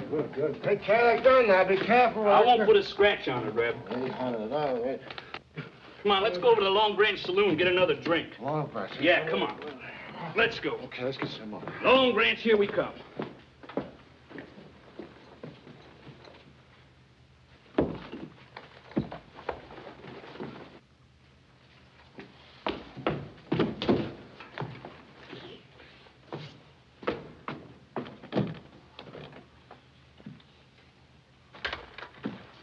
He couldn't find his own gun belt, so he took another one. He didn't wait to buckle it on. He just went lurching out into the street. But something told me he was on his way to shoot Dan. Why didn't you just let him do the job? I was afraid that he was too drunk, or that Dan might shoot him. I remembered Dan always kept his office door locked. So as soon as my husband came back from the depot, I slipped out the back door and I made my way down to Dan's office.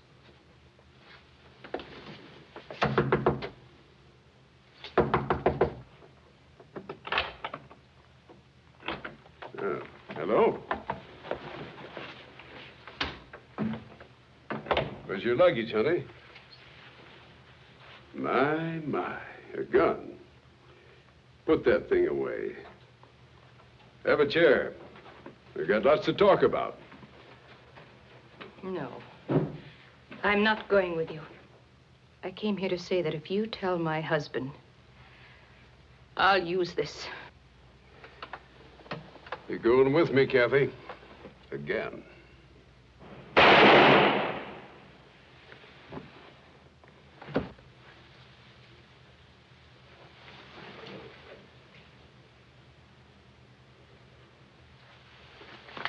I tried to run, then I heard someone outside.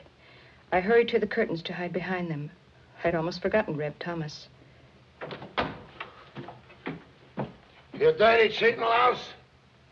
Wake up! Bolton! Wake up, I tell you, like a man!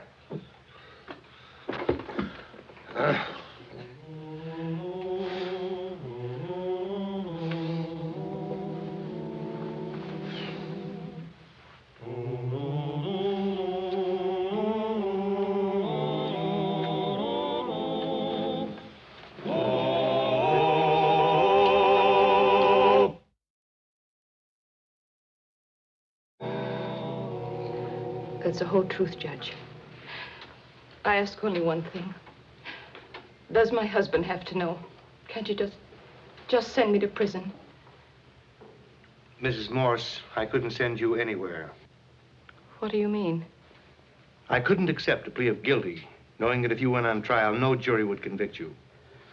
Besides, Mr. Bolton left a widow, family, friends. In attempting to punish you, which I couldn't do anyway, I'd be punishing many innocent people.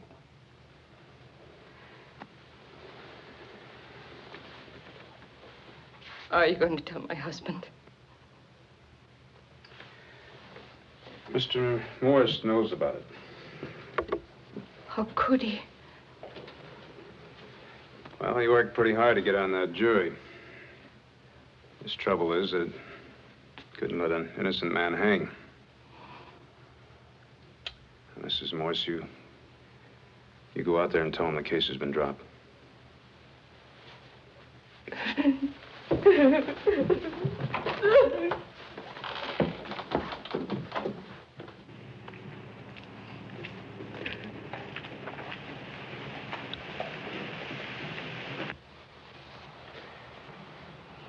You really believe in the unwritten law, Judge? No. But in her case, what can justice and the Lord ask of a human soul, except that it turn from wickedness and sin no more? She's been punished. Well, he cleaned up the country, the old Wild West country. He made law and order prevail. And none can deny it, the legend of Wyatt forever will live on the trail. Oh, Wyatt Earp, brave, courageous, and bold. Long live his fame, and long live his glory, and long may his story be told.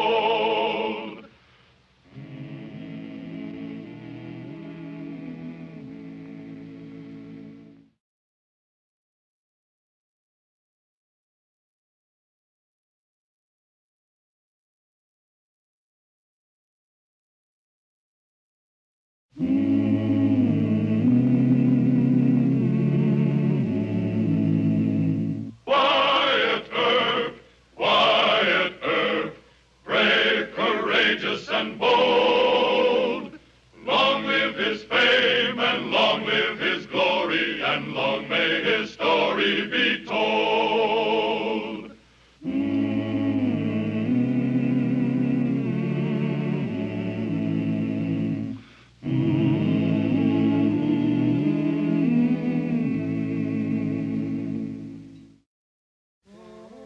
The story of Susan Leonard, a child known as Little Pistol, is part of the legend of Western folklore. Except for the intervention of Wyatt Earp and Doc Holliday, Susan might have vanished into a nameless grave. As it happened, Little Pistol became the central character of an episode which started tongues wagging from Dodge to the New Mexico border. Gossip established Susan Leonard as the first female outlaw in the Western country. But the truth about Little Pistol, as truth often turns out to be, was stranger than any fiction.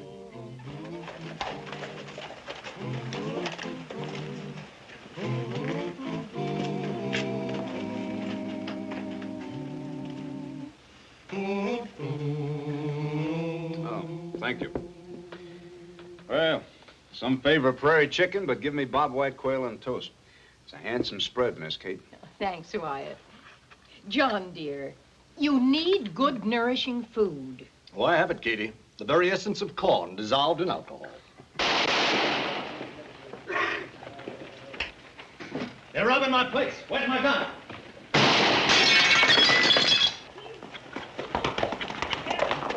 Shoot, Wyatt, shoot! Oh, there are too many people. Wyatt! John! The dinner! You're talking of dinner when I'm being robbed?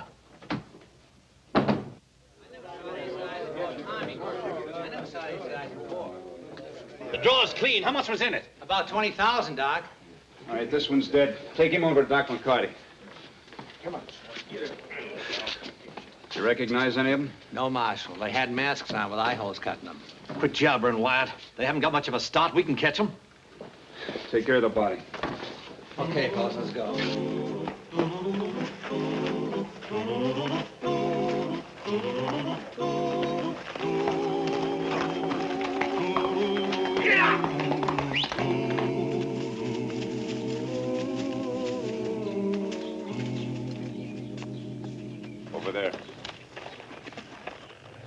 Must be them.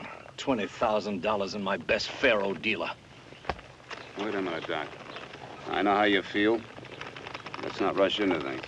Wyatt, this isn't John Law business. It's personal. And what about your horse? Old local enjoys living, you know. Let's make this fight on foot. Why do you always have to be right?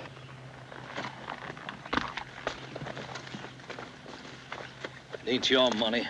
It ain't your best faro dealer. You can afford to remain calm, cool, and collected.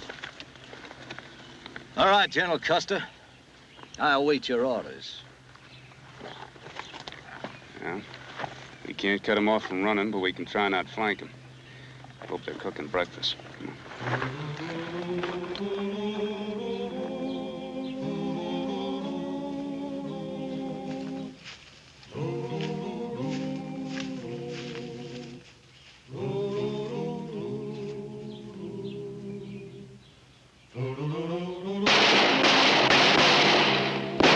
Rush him!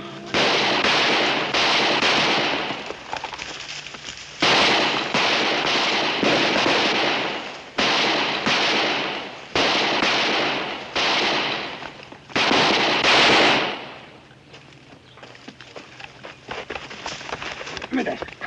Give me that. Doc, give me a hand. That's a girl. Take her coat off. Her arms hurt. Stand still, you little brat. Put your arm down. Now, stand still, honey. Put it Stand down. still. We're not going to hurt you. Now, just stand still. Yeah. The bullet just nicked it. Give me this. Now, what's your name, sis? Little Pistol. He means your real name. Won't tell you Now, nothing. just take it easy, honey. You Just little take it brat, easy. you ought to have a spanking. You give me back my pistol. Wait till I get your bandage tied. We're wasting time, Wyatt. We could overtake those fellas. Not in Bushwhacker. No one ask her a few questions. I want my pistol. You give me back my pistol. All right. Hey, you're unloading us. What did you expect them to do? Let you shoot us? You take a Wyatt. I'm going after my money. Wait a minute, Doc. Here. Now, look, there's no sense in cold trailing it alone. Besides, I think she'll talk. The little wildcat. Stop that! Wyatt, she took those cartridges from the pocket. Hold still, you little brat. We better take all the clues off. No. I'll just take her gun. Now, you had your chance to behave. I hate you. I'll show you both. She ought to have her britches warmed. All right, you spank her. No, you do it. I'm so mad I might raise blisters. You must be hungry. Come on. Where? Dodge City. No. All right, suit yourself.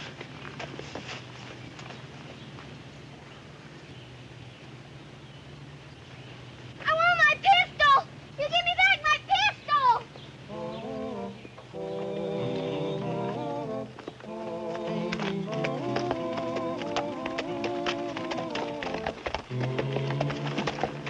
You stop that. Now, next time you touch that gun, I'm going to drop you off and leave you right here. Wasn't touching it. Yes, you were. Little girls like you got no business with guns. You got nothing to be afraid of. Not afraid. Well, everybody's scared of something. Are you really Wyatt Earp? And is he really Doc Holliday? That's right. You're fast guns. Oh. Now, who told you that? They... Nobody. Who's they? Not nobody. All right.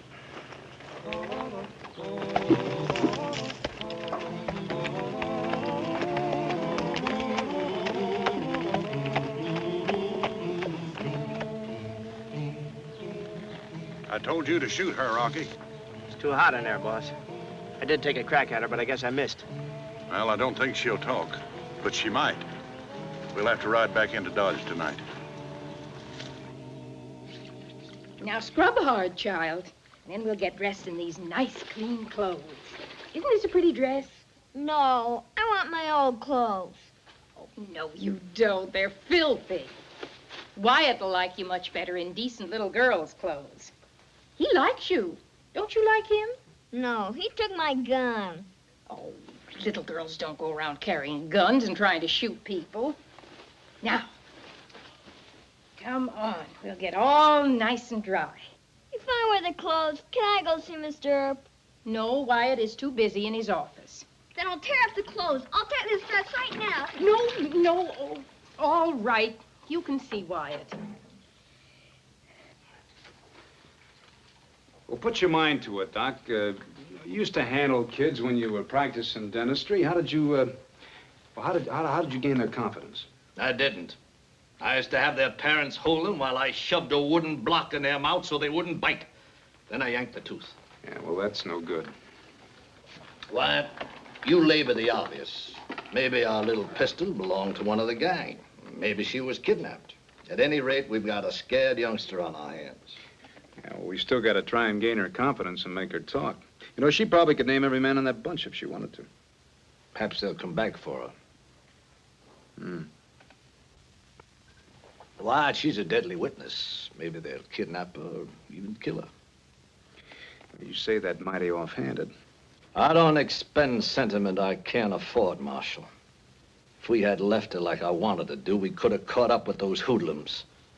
Now where are we? Or to put it bluntly, where's my money? You cherish little pistol. I don't like brats. You go away. I came to see Mr. Earp.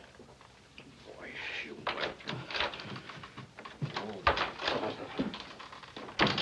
How can he be such a fast gun if he drinks so much? Well, liquor doesn't seem to affect him. See, what a pretty little gal. Yeah, new clothes, huh? Stop it. I want my gun and I want the bullets. Oh, well, then you're going to have to trade. For what? Well, you answer some questions, and I'll return the gun. What questions? Well, to start with, what's your name? I told you. It's Little Pistol. Well, you have another name. No, just Little Pistol. All right, then who were those men you were with out there? Can't tell you. Why not? They get me. Doc Holliday and I guarding you day and night? That's pretty fast. They'll come at night, and you won't be around. Well, and you can stay here with me during the day, and then at night you can stay with Dr. and Mrs. Holliday. No, I want to stay with you all the time. I don't like Mrs. Holliday. She talks too much. She reminds me of my... Can I stay with you, Mr. Earp, all the time? Well, I'll tell you what. Why don't I'll move in with Dr. and Mrs. Holliday, and then you can stay with all of us. How about that? No, you just want me to tell. Then you'll send me to the orphan's home or someplace. Orphan's home? Say, your folks are... You're not going to get me to wait, talk? wait a minute. Now, look, I've got to catch those outlaws and put them in jail, and then they won't bother you, understand? But in order for me to catch them and put them in jail, you got to tell me who they are. You understand that? Well, I'll think about it. Good. Now, I got to go out there on patrol, and you can walk right along with me.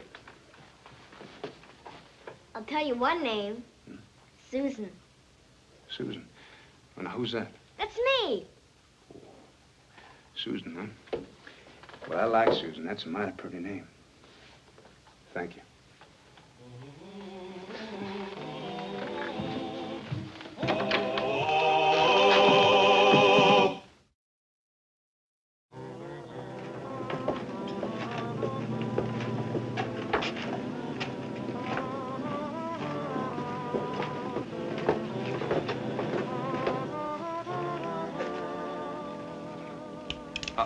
You better not try it. It's a little too risky. We'll camp outside Dodge and try again tomorrow.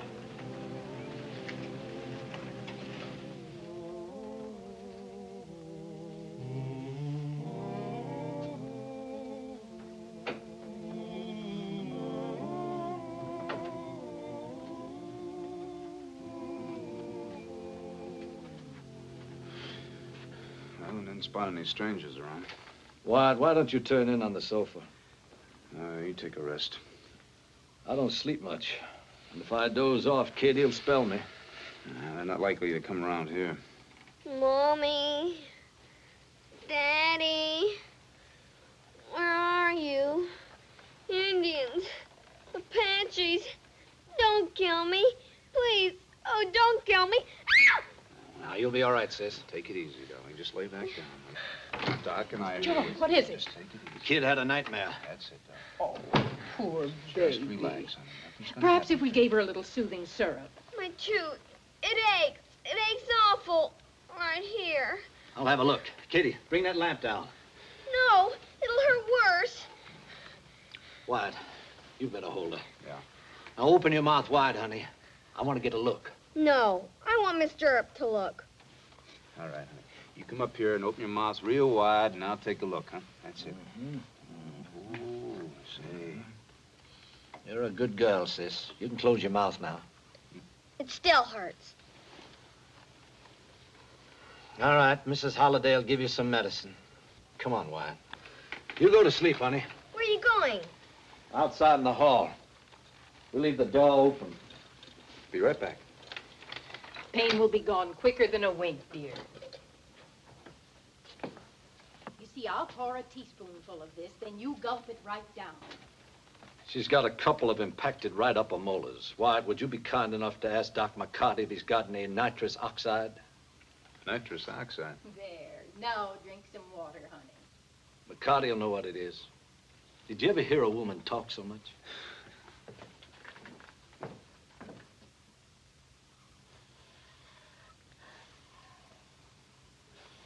Hey, are you sure this new gas thingamajig is safe? I didn't give her much. It's the start of talking, the main idea. Nitrous oxide does that? Sometimes. Occasionally it makes them giggle or talk silly. Well, you take a rest, Doc. Miss Kate and I'll watch her. All right, Wyatt.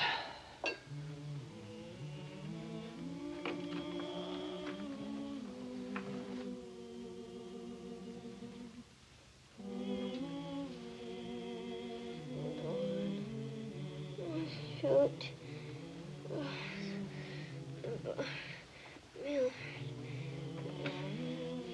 Yes, baby. Wyatt. Wyatt. I think she's coming out of it. Don't shoot at them. Wait. The soldiers. Yes. I'll run and hide. In the barn, Mommy. I'll stay there until... Susie. Susie. What happened after you hid in the barn? Barn? I didn't stay there. I got scared. Patches all around the house. I ran into the bushes. They caught me. One-Eye Milburn. One-Eye Milburn. They gave me to One-Eye Milburn. Don't kill me. Please, don't kill me. Don't kill me. Susan. Susan, honey, wake up. I'm awake, Mr. Now, what's your name? Susan Leonard. And where do you live? Copper Spring. It's in New Mexico. I'm sleepy. I'm sleepy. Here you are. That's it.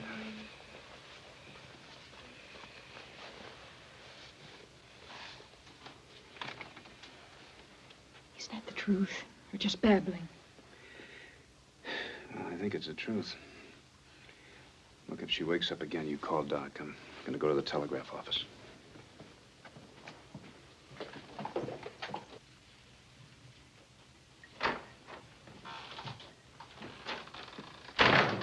They're all mixed up at that Santa Fe depot. You wired that Fort in New Mexico. This comes from Prescott, Arizona. Well, Army commands move around, Hal. Apache attack at Copper Springs. One-Eye Milburn believed to have ridden with Indians. You stay here and watch the office. I'll be over at the Dodge House, right?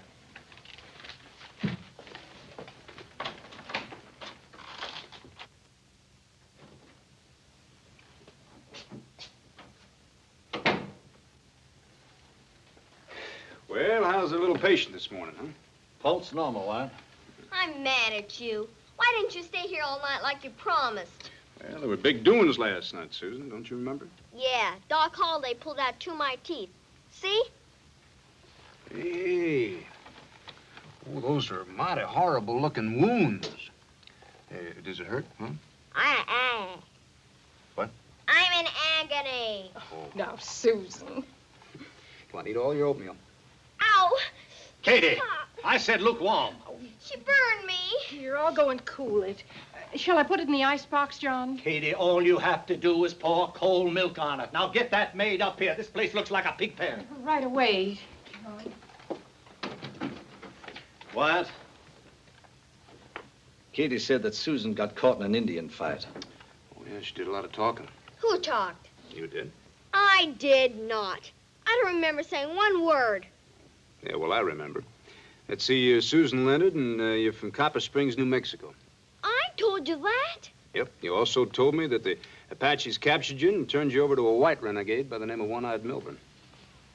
It's all a lie. A big lie. I think Milburn's our man.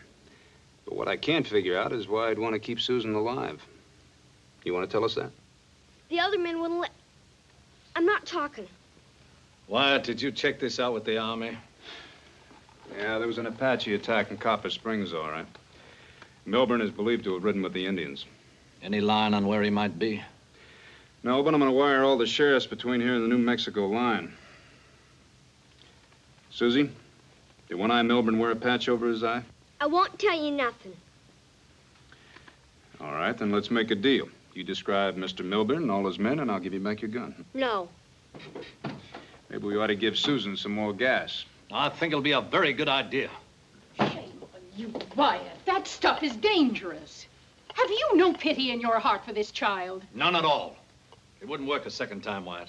They want me to depend on them. Oh, my poor baby. Oh, Katie in the maternal mood. Wyatt, let's do our detective work at the bar. You drink too much. And you're nothing but a big old John Law trying to get me in trouble. That's right, dear. Don't trust any man. Now, wait a minute. I tried to Wyatt, explain this. don't apologize. You're nothing but a sassy little snip.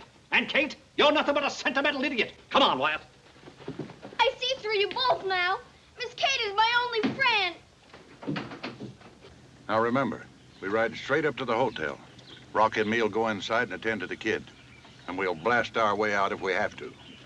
I don't like it, boss. Earp and Holiday can do some blasting, too. Well, that's fine with me if you want to go on the run with a murder and a kidnapping charge against us. That kid's the only one that can identify us. I wanted to do the smart thing days ago and get rid of her. Let you talk me out of it. Now, all in favor of taking my advice, say so. Well, How about you? How about it, boys? Let's go. All right. I'm a mite worried. Well, there's no need to be. Milburn's easy to spot. I spread this telegram around while there'll be a posse and soldiers on his tail. Not Milburn. It's Katie. She wants to adopt Susan. What? Impudent, sassy little brat. I'd spank her 3 times a day if I had to go to court for it. Besides, there's the element of contagion. Yeah. Wyatt, I'm going to put my foot down hard with Katie. I want you to back me up. All right. There's some doubt that Susan's an orphan. What? Well, the Apaches attacked the settlement. Her mommy and daddy sent her into the barn to hide, but she ran off in the brush somewhere. It's just possible that... Nonsense. They're dead. Both of them. Now, don't you go upsetting Katie with that kind of talk, Wyatt. Look, I just thought you said... I said it, and I mean every word of it. This Kate shouldn't go getting her heart set. Wyatt, it's her heart. It's not yours. Now, where you going? To the telegraph office. You take care of Susan, Papa Holiday.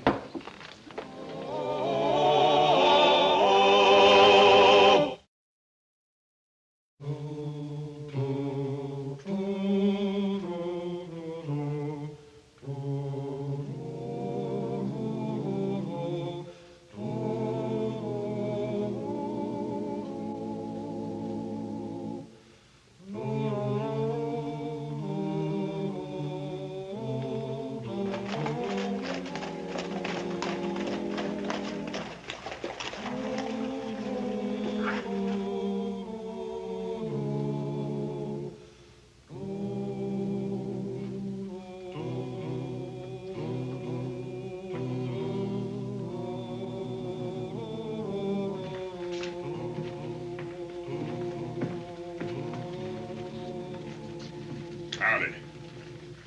You got a little girl about 10 years old living here? You're lying. He's lying, Melvin.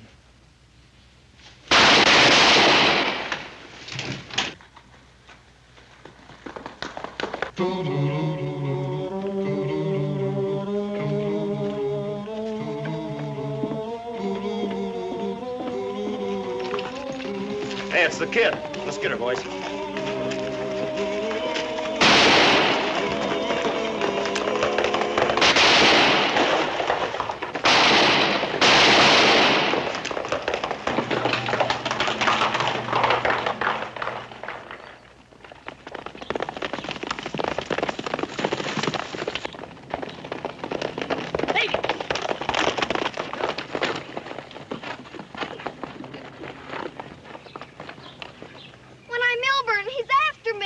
He's not, Susie.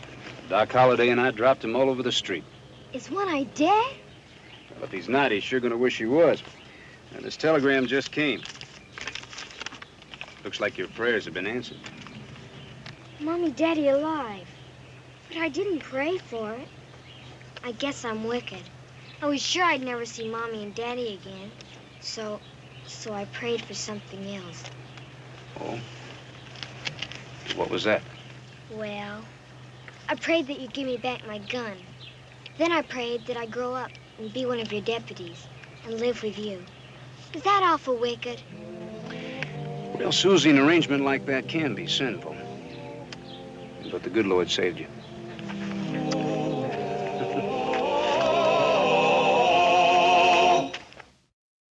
Well, he cleaned up the country, the old Wild West country. He made law and order prevail, and none can deny it. The legend of Wyatt forever will live on the trail. Oh, Wyatt Earp, brave, courageous, and bold. Long live his fame, and long live his glory, and long may his story be told.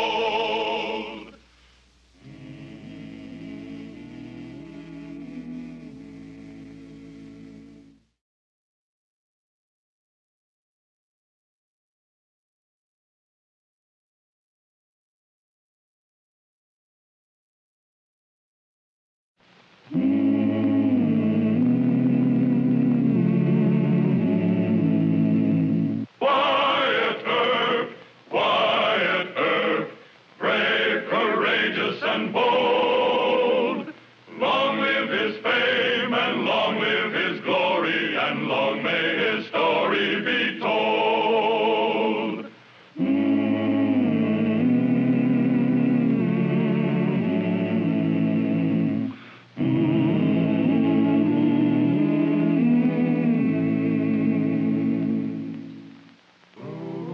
The notorious Dr. John H. Holliday had a running feud with Dodge City.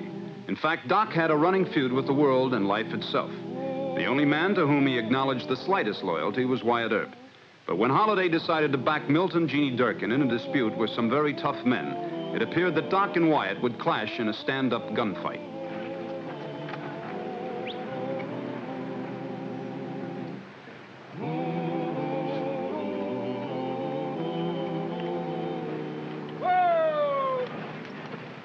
Rosie. There you are, boss. Let me handle it.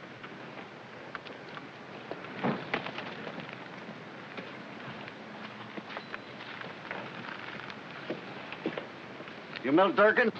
That's my name. Well, I own the Pat Dunn Freight Lines. This wagon trail is a public road, and we need this oily puddle to grease our axles. To go around it, it'd be 3 miles through the brush. Here's my homestead map. That is the survey cornerstone. See for yourself. Dr. Holliday says we have a right to defend our property. Doc could tell you anything, sis. He probably drew this map. It's governmental survey. Well, you write Washington about it. My wagon is going through. No. We give you fair warning. Give me them wire cutters. They got a gun, boss. Go back in the house. No. Put down that rifle, Sonny. We don't want to hurt your wife. That's far enough. Halt.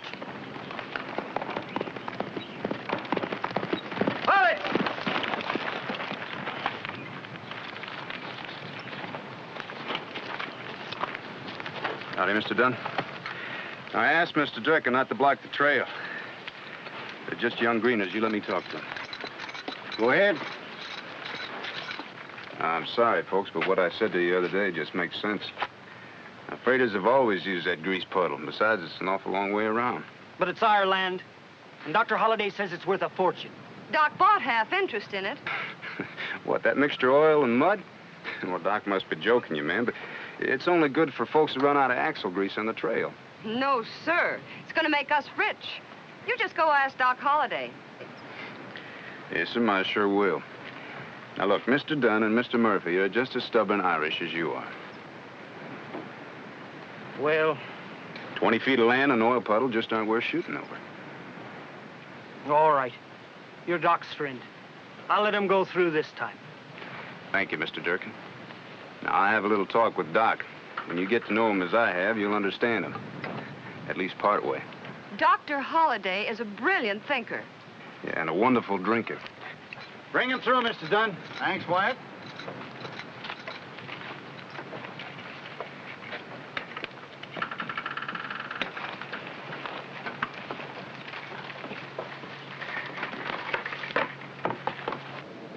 Hey, Rosie! Come on, Rosie! Shot in there, Rosie!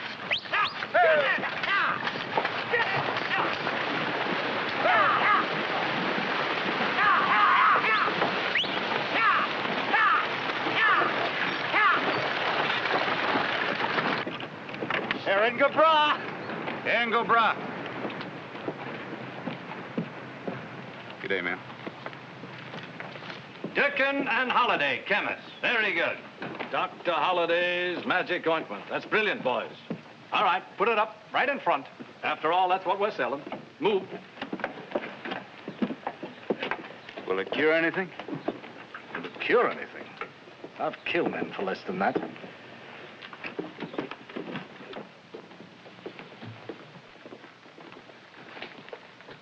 Well, now, maybe the joke is funny, Doc, so you tell me the point, huh? Have you ever heard of ringworm and eczema? Amusing? No, sir. Do you know the cure for these dermatoses? No, I don't. But you are aware of the pioneer spirit that exists in this country. Well, there are two youngsters by the name of Milt and Jenny Durkin. They have it. They homesteaded the grease puddle. You mean the stuff in these jars is from the grease puddle? Precisely. You ought to be ashamed of yourself. Mr. and Mrs. Durkin almost get themselves into a shooting scrape with Pat Dunn, and all because you tell them there's a fortune in the grease puddle. A small fortune, yes. And I suppose it'll cure the itch. In a sense. There's no sense in tolerating discomfort and pain. All right, what's the real reason? That will do, sir. You presume on a very slight acquaintance. Oh? Well, I figure I know you as well as anybody does. You don't even know yourself, Wyatt Earp. As a matter of fact, you... Oh, here are the stock certificates now. Put them on the table, sir. Be with you in a moment, ladies. These are the women I hired yesterday. You aiming to sell stock in the magic ointment? Deacon Earp, you're invading my privacy. Good day, sir. All right, ladies, you may go in the back room. I'll show you how to fill the jars.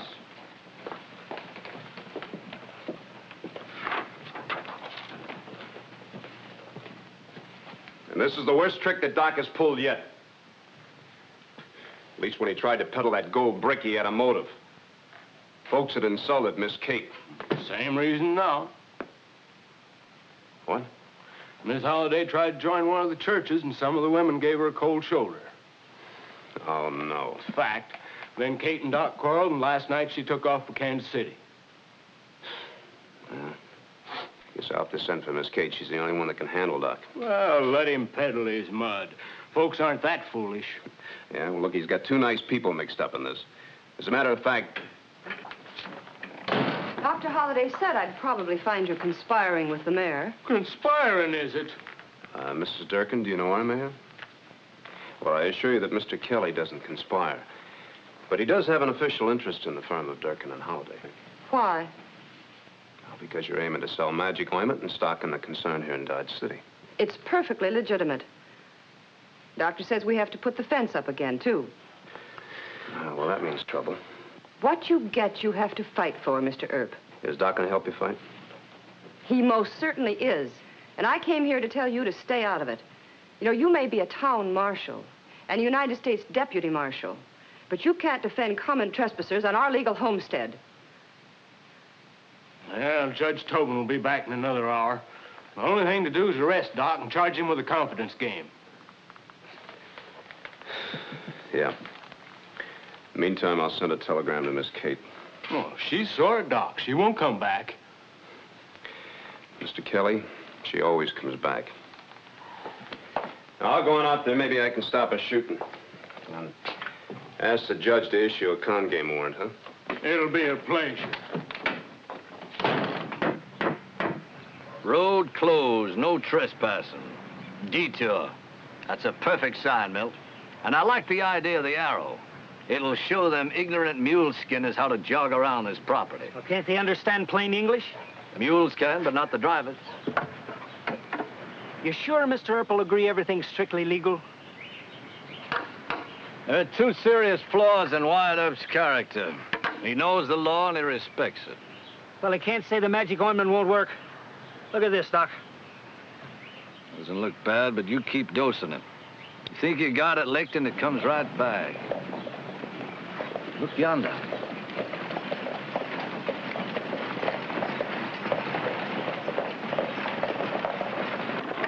Pat Dunn sent word that we might have some trouble here. That 45 of yours loaded?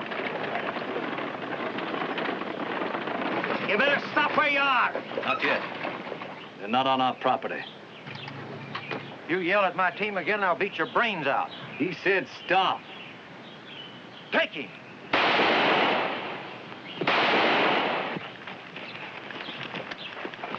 Doc Holliday!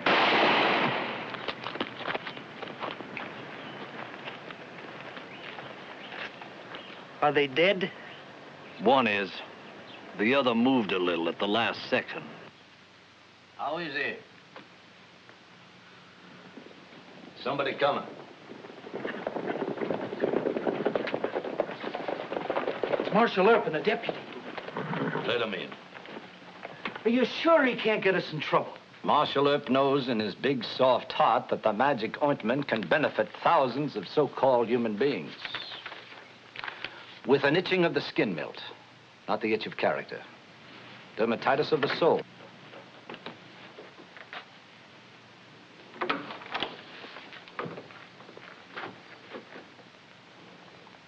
You heard bad? No, sir. Got a warrant for your arrest. Those mule skinners were armed and trespassing. You're charged with peddling a worthless medical remedy and offering stock in a fraudulent business. But it's good medicine, Mr. Earp. It cured me of a terrible ringworm. Hold your breath, Milt. I told those ladies not to go selling that magic ointment until the advertising started, but I guess they disobeyed my orders. They sold 50 jars at least. Then your warrant is good, Wyatt, but only insofar as the sale of the ointment is concerned. No stock has been sold. You still got to go to court. All right. But you, Tobin, and Kelly are going to look like fools. I shall handle my own defense. Oh, Milt, darling, you all right? Those terrible Milt... Doc, you come in with me. I'll send a wagon for him. The last of the American pioneers. Aren't you going to put them in jail? Mr. Earp, you are persecuting a genius, a saint. Look, if you want to keep Doc's friendship, don't ever call him names like that.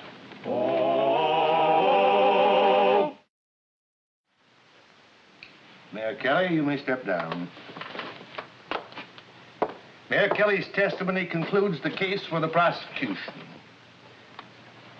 Dr. Holliday, the court will now hear your witnesses. Only got one. Dr. McCarty. You may take the stand, Doctor.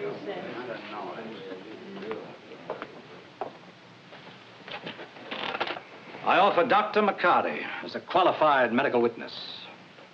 Dr. McCarty is certainly qualified. Doctor, I hand you a jar of Dr. Holliday's magic ointment. Would you be kind enough to read the label aloud? A soothing balm recommended for the treatment of ringworm and eczema. Thank you, sir. Have you made a chemical analysis of the magic ointment? I have. And what did you find, sir? As a petroleum tar mixed with some ordinary loam and about 20% of terra alba by volume. Doctor, in your opinion, is this medication worthless in the treatment of ringworm and eczema? No, indeed. Would you be kind enough to explain this to the court in very simple terms? Well, petroleum tar or coal tar mixed with fuller's earth is a standard remedy for mild self-limiting dermatosis. In other words, what Dr. Holliday is selling has some medical merit? Yes, it has. I see. Any further questions? No questions. You may step down, Doctor. Quiet! Quiet! The court will now rule. Hold it, hold it. I have a brief closing statement to make. Not necessary. The court will now rule. The court will not rule. Quiet! Order! You're all a bunch of hypocrites. You dragged me into this court to prosecute me for selling a good medical remedy. And you let... Sit down, Dr. Holliday. Charge is dismissed. You're exonerated. Why, you can't... Court's adjourned! Ladies and gentlemen, Marshal Oath and Judge Tobin don't want me to make a closing statement. So I'm here to remind you that all the stock in the magic ointment goes on sale at once. This product will sweep the country. Buy stock, get rich.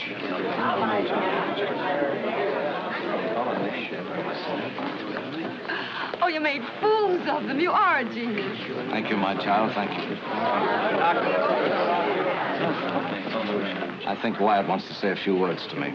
I'll see you at the store later. Yes, sir. We're rich, Jenny, we're rich. Doc, you and the Durkins have proved your point. Why don't you quit while you're ahead? I promised them a tidy fortune, Wyatt. That's what they're going to get, a tidy fortune. No, they're going to get themselves into a shooting fight with some very tough muleskins. It's too bad Miss Kate isn't here. Don't mention that name. No? I gave that woman $40,000 to go away and stay away. What's your price to leave me alone? Nothing.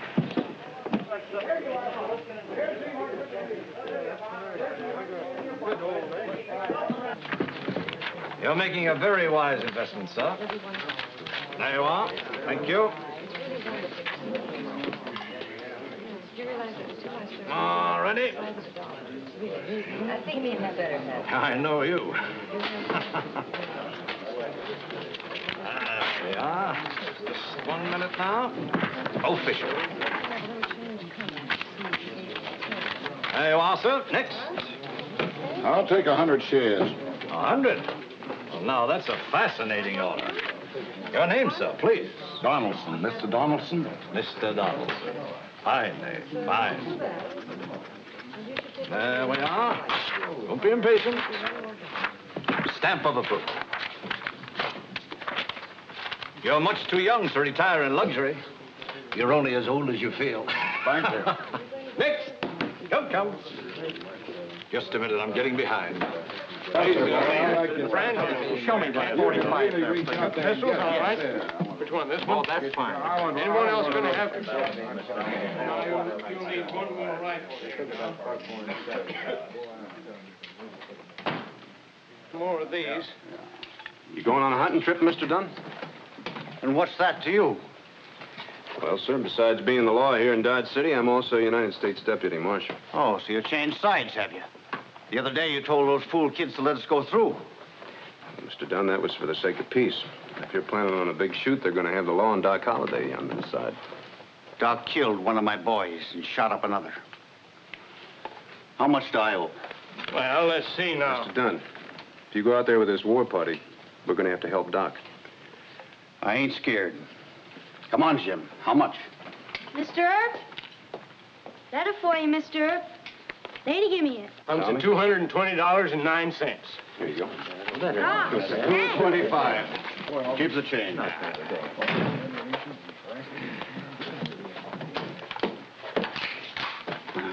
See you at the grease puddle, Wyatt. Too bad.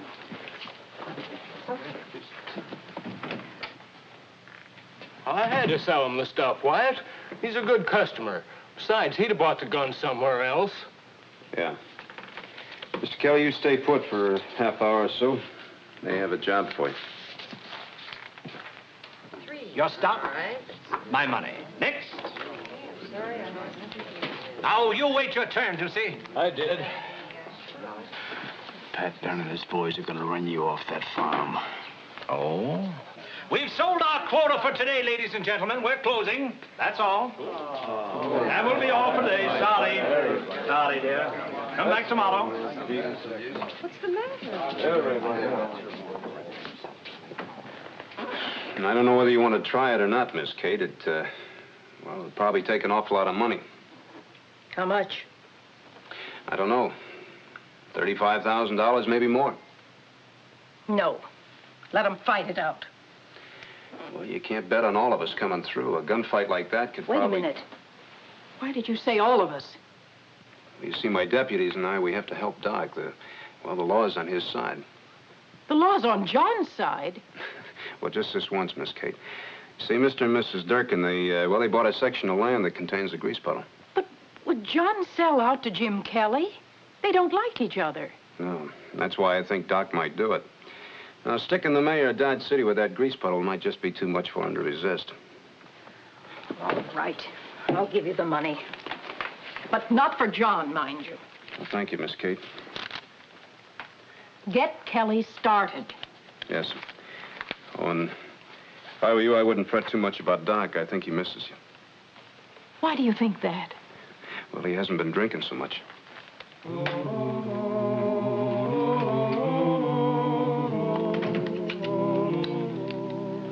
glad we gave Ginny the slip.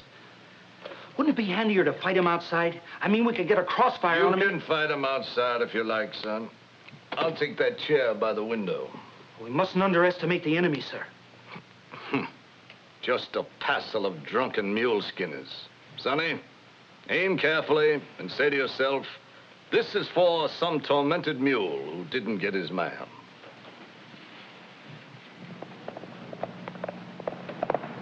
Uh-oh. Just one man and on a dead run. Shoot him. But he might be on our side. Shoot him. No, he's too close. It's Mayor Kelly. It's Mayor Kelly. Kelly? He's my meat. Oh, please, Doctor. Now, he's a close friend of Marshal Earp's, and if He's a pious politician. He'd lick your boots to get a vote. Tell him to go away. Sure, Doctor. I'll tell him right away. I want to see Doc Holliday. There you are. You'll have to excuse us, Mayor Kelly. You see, Dr. Holliday and I were expecting a gunfight, and I know. Dr. Holliday, I'd like to buy your company. What? I'm swallowing my pride. Business is business. Besides, that magic ointment just might make a fair success. Well, we're not selling. Just a minute, son. What's your proposition, Mayor? Well, first we ought to talk over some of the details, and I came prepared to make a substantial offer.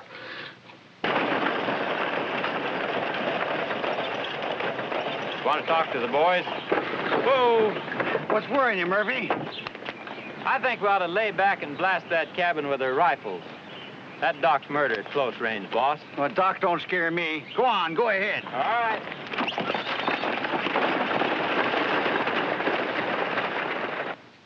No. You'll have to make it more money. 35,000. 40. I haven't got that much. Besides, the company isn't worth it. But, Dr. Holliday, with half of 35,000, Ginny and I could go to California and we No. But, Doctor! Oh! Well, reset your saddle. Mr. Dunn's got too much of a head start. I'm still betting on Mr. Kelly. Yeah, well, so am I. He's our only hope. These poor horses are all galloped out, but we gotta go on. Let's go, come on. Yeah.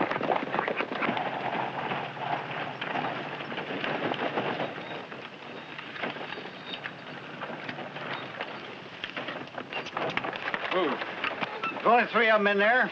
All right, boys, scatter.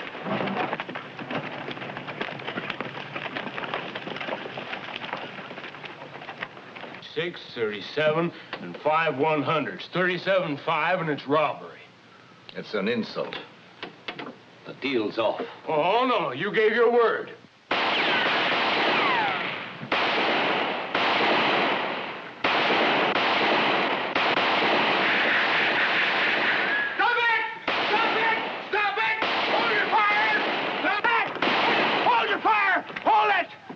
I bought him out. You can use the trail and the grease paddle. All right, boys. Start turning on that barbed wire.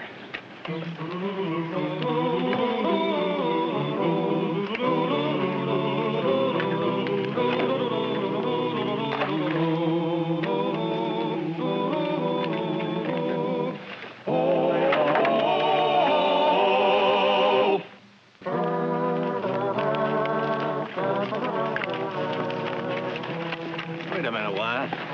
One thing puzzles me. Where did Kelly get that 37.5? From your wife? Katie? Oh, no. I wired her and she came back. But that was my money. You dirty double-crossing deacon. You bought me with my own money. And now I got Katie on my hands again. Get off your horse. We'll shoot this out. All right.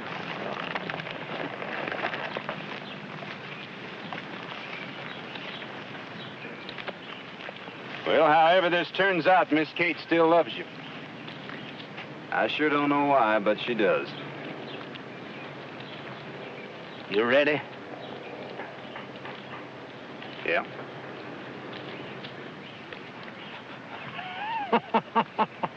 Swindle with my own money.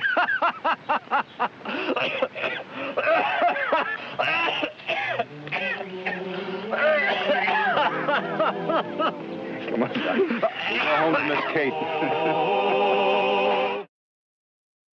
Well, he cleaned up the country, the old Wild West country. He made law and order prevail. And none can deny it, the legend of Wyatt forever will live on the trail. Oh, Wyatt Earp, Wyatt Earp, brave, courageous, and bold.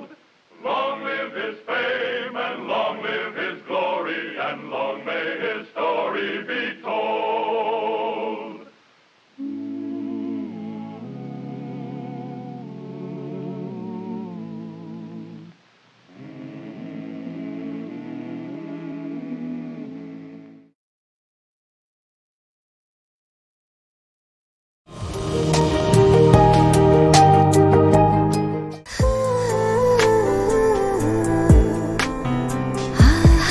আপনি কিন্তু দেখতে যথেষ্ট সুন্দরী একজন মানুষ,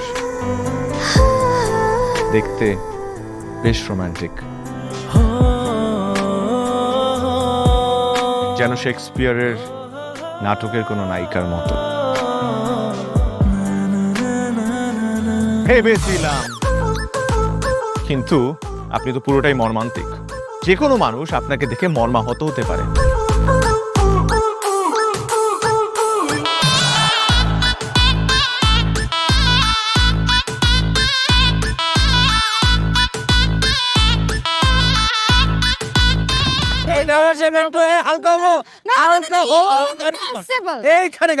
আমার হালকা হতে 1 মাস সময় লেগেছে। আপনার 1 মাস সময় লাগে? আমার হালকা হতে তো 1 মিনিট লাগে।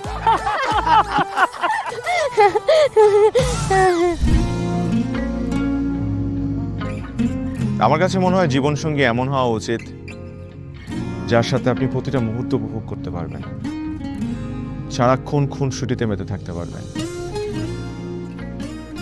এবং তার মনে এমনভাবে বসবাস করবেন যে আপনার দিকে সে একটাবার তাকালেই বলে দিতে পারবে যে তার বেঁচে থাকার কারণই আপনি। পথে চলতে চলতে, কথা বলতে বলতে, কখন যেন হলে আমার, জানি গল্পে গল্পে মিশে অল্পে অল্পে আমিও হয়ে গেছি তোমার। ছোট ছোট ভুল ফুটে হলো ফুল, যে তোমাকে পেলাম গুটি গুটি পায়ে স্বপ্নের লাই আমি ভেসে গেলাম। আপনি কি মনে করেছেন একজন মানুষ আমার জীবন থেকে চলে গিয়েছে এবং আপনি সেই সুযোগটা কাজে লাগিয়ে আপনার ফিলিংস গুলো আমার কাছে এক্সপ্রেস করবেন আর আমি সেটা হ্যাপিলি অ্যাকসেপ্ট করে নিব? এই হচ্ছে আপনার বন্ধুত্বের নমুনা? রোদের পাখি তোর শহরে আমার মনের স্বপ্ন ঘিরে, ওরে পাখি ওরে সারাক্ষণ তোর শহরে বৃষ্টি হলে ভিজে আমার মন।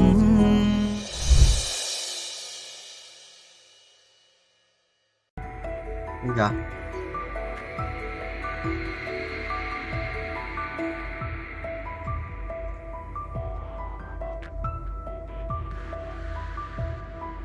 em bốc lửa được giờ ngay vậy ngay như điên mà chịu trốn.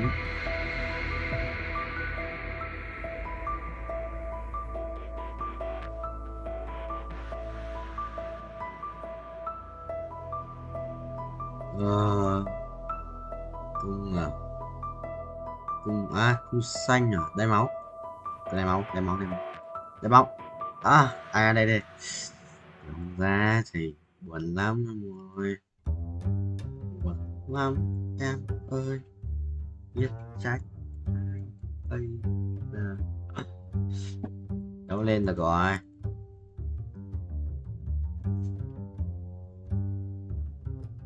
Ôi, 18 mẫu 2 sao nữa. Thiếu tận 68 tiền cơ. Mới có 53 tiền. Dạ đủ.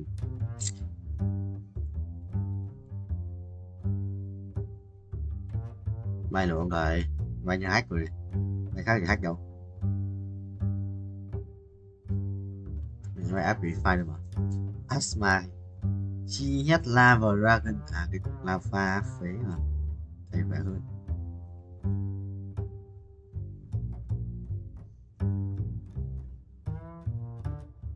Vừa này đánh oan nó còn chết cơ. Thằng thì top 1. Bạn cao top 1 vậy. Thắng top 1 này. Nếu sao thắng là thằng top 10. Phải thắng không vậy? Bắn cho nó bắn nhỉ? Nhanh ghét. Thắng đi. Chưa thắng rồi, gần thắng. Khiếp, phải bắn toàn để chiêu bắn được mà. Đéo có đam. What the hell, 5 phép. Chịu rồi. Toàn 5 phép ạ.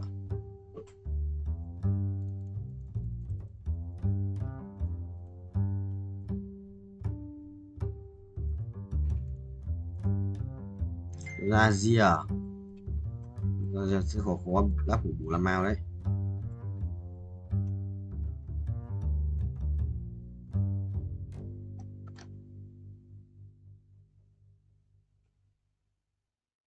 Còn vậy đi.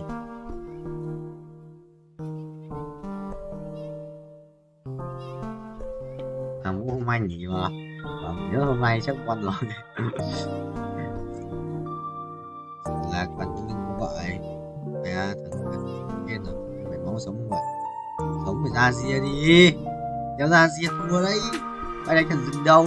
Đánh thằng sĩ vậy. Thằng sĩ của tao vậy. Hay rồi, hay rồi, hay. Xếp mấy nữa là hay. Xếp mấy nữa là hay. Đấy rồi, mày. Nếu được rồi, không hay rồi, không hay. Không thua. Không thắng. ভালোবাসা সুন্দর, ভালোবাসাও সুন্দর। মানুষ নিজের অজান্তেই ভালোবেসে ফেলে।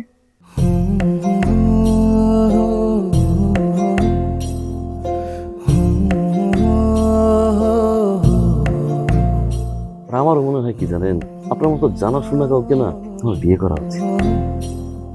এটা কি উপলক্ষে? ম্যাডাম, ফুলটা গ্রহণ করুন, তারপরে বলতেছি। ভোটার আইডি কার্ডে যার স্বাক্ষরের জায়গায় টিপসই দেয়, এখানে কেউ ডাক্তার। এই দুইজনের মধ্যে যে আগে ম্যাডামের মন জয় করতে পারবে, ম্যাডাম তার। একদিন না দেখলে তোমায় বন্ধু আন্ধার লাগে সব, তোমার এই প্রেমে এমনই টান। রোগীদের তো ডক্টরের কাছে আসলে ব্যথা কমে যায়, আপনি তো উল্টো হলো কেন? আপনি কি একটু উল্টা? তোমায় ছাড়িয়া যাব মরিয়া, তোমায় ছাড়িয়া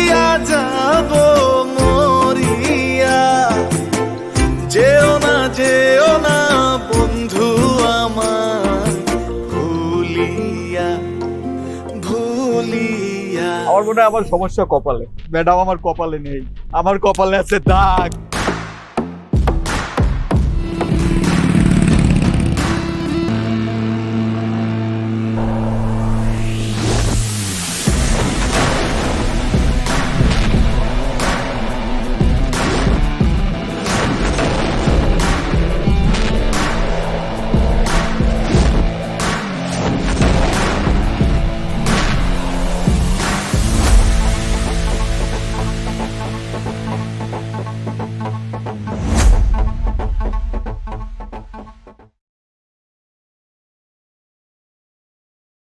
Thầy lái mình thắng, nghe cái chiều mày thắng, mày 10% nữa.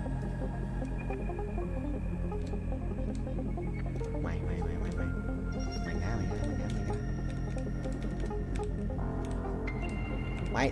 Mày ô không được, đùa tao xuống không. Xuống 7 bánh ơi, đều được rồi. Chọn dấu vậy.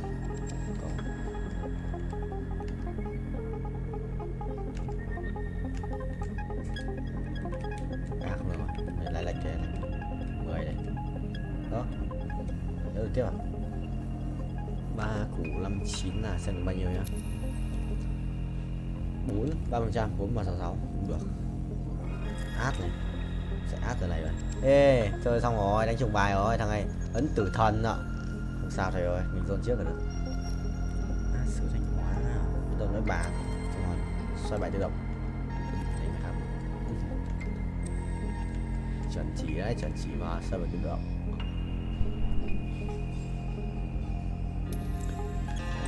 Go. Bình Chi Linh gọi thầy ơi. Nhót không? Nhót đét cho tao. Ngao vậy. Vẫn đang mày, anh vẫn đang nhảy. Thắng mà. Let me show you darkness. Sai đều. Phải lái vô á, sao? Captain Vietnamese. Captain Việt Nam. Máy capture chuẩn không vậy bạn ơi, chuẩn 2 lần này, 2 lần đấy,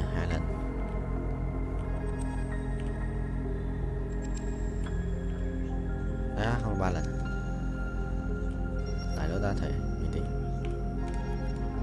3 lần này, 3 lần 1 lần là 4 này, 5 lần này.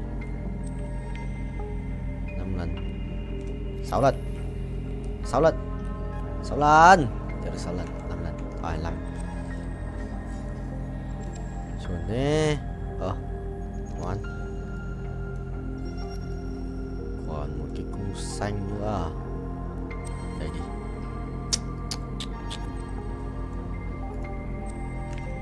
Bài còn gì nhỉ?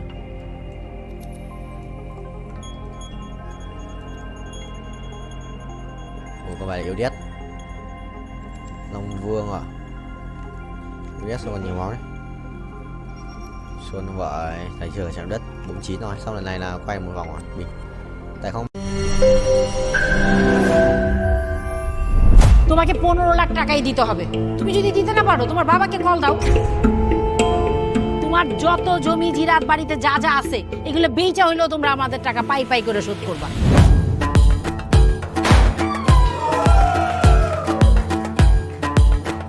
একটা ব্যাপার কি খেয়াল করছো, শহরে কিন্তু দুইটা রূপ, রাতের এক রূপ, দিনের আর এক রূপ।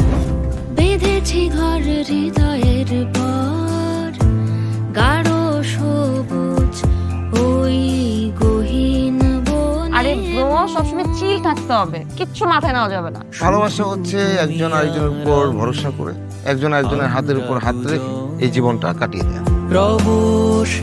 কিছু মানুষ এই রাত জেগে থাকে আর টাকার বিনিময়ে সুখ খোঁজে। বসুন। এখন তো সিরিয়াস হওয়া উচিত, তাই না? আমি তো কোথাও যাচ্ছি না পার্টি করতে, তুমি কেন যাচ্ছ? কেন বন্ধ করতে পারতেছো না বলো তো?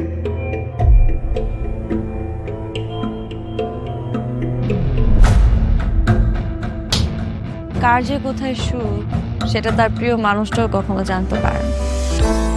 পাশাপাশি তবু যাচ্ছি বিপরীতে, কাছাকাছি তবু যাচ্ছি বহু দূরে। Hi, you look good. Thank you.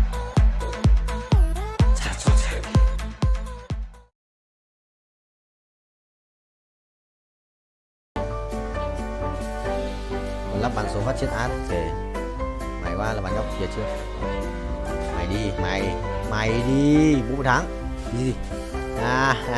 Đây rồi, đến được giao dòng rồi. Có kiếm đồ xanh.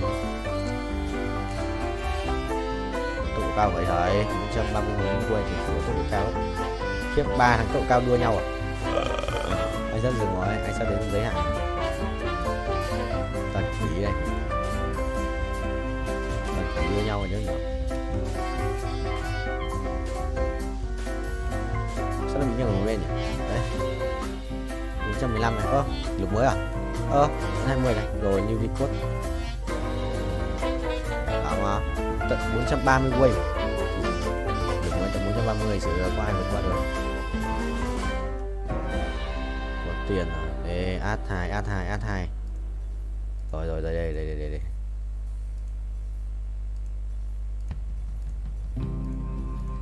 Rồi xong rồi. Một cái đồ thủ à?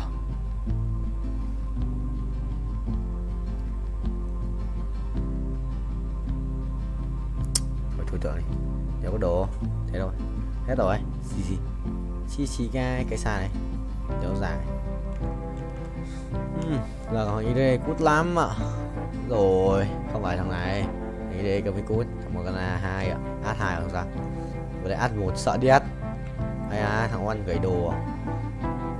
Không sao, mình có hai bên 2 thú tượng mà. Ui, set nhảy được ấy nhở? Set 1 ạ. Hỏng rồi,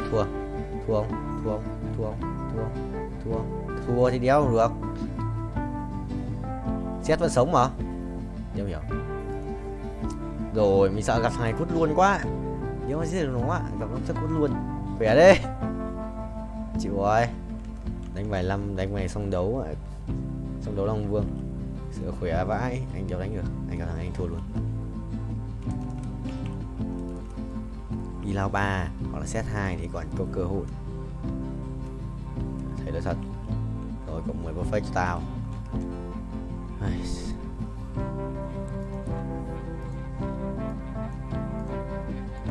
Thằng cầm át nhỉ? Thằng này cầm một con át, đéo ra át 2. Cười rất chịu. Ngon thì lớt à? Anh đặt đi lao 3. Rồi gặp thằng này rồi.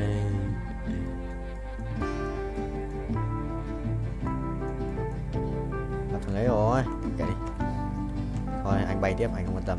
Không quan trọng vụ nổ lớn. Đi lê kìa, sợ vãi. Ê thằng này xin xuống đây đấy. Rồi xong rồi, thua rồi. Đi rồi. Đi xin xuống.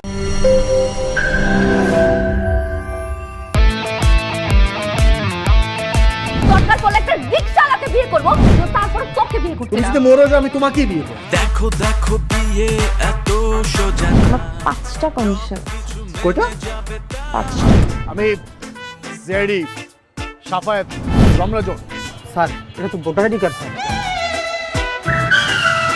বাড়িতেই করবেন নাকি হোটেলে? না আপনি যেমনটা ভাবছেন বিষয়টা তা না। আপনি তো করবেন। তোমাকে দিয়ে হবে না, আমি জানতাম। শুধু সময় নষ্ট করো না। ভাই আপনি তো অনন্ত দলিল না যে অসম্ভবকে সম্ভব করে আপনার কাজ। জিমি কি হচ্ছে? আচ্ছা আঙ্গের একদম বইরা দিমু। যাচ্ছে সব বাইট কর। শর্ত দিয়ে বিয়ে, শর্ত দিয়ে বিয়ে। ভাই যে বয়সে মানুষ গার্লফ্রেন্ডের কামড় খায়, সে বয়সে আপনি কুত্তার কামড় খেয়ে হাসপাতালে ভর্তি হয়েছেন।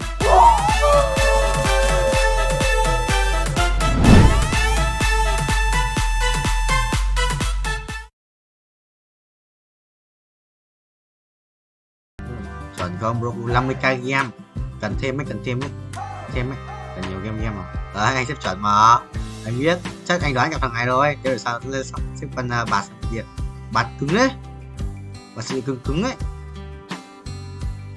Nhưng mà góc mua la quăng à, phải đi rồi. Nếu chưa biết gặp thằng nào luôn, giờ 4 thằng biết là gặp thằng nào luôn, rồi xong là có 4 thằng thôi.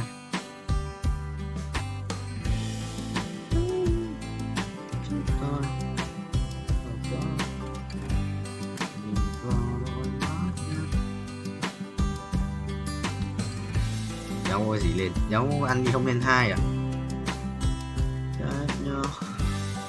Chưa có mỗi kiếm làm chí chưa.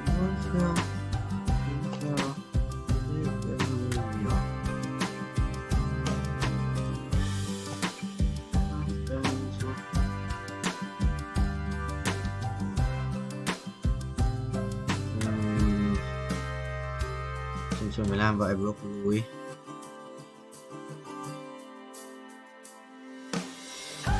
Thôi thua.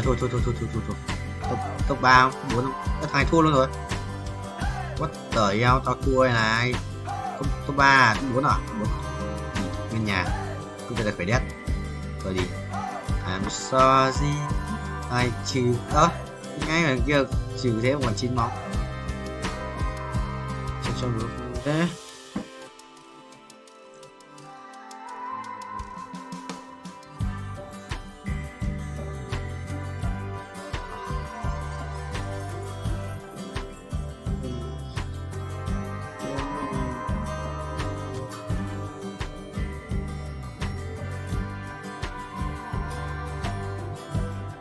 Căng thế.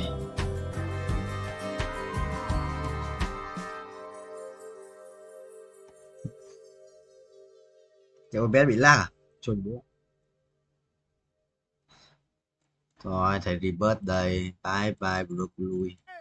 Rebirth là nữa nó cho gì không? Danh hiệu không? Anh cầm cái danh hiệu mới đấy. Vẫn là ace. Mấy thằng này là beginner. Mấy cả first block. Việt Nam mày sao đánh đêm với broccoli? Xin lỗi. Chuẩn.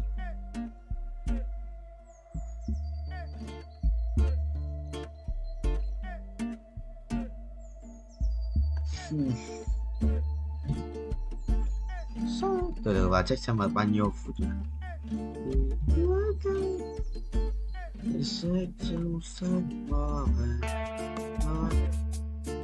Từ từ xem nó bảo ngày bao nhiêu thì của hát.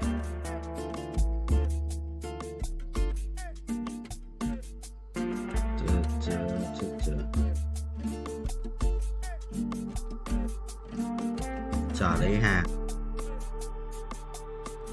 Trước ngày 10 tháng 7 nhanh về broccoli cùng tao.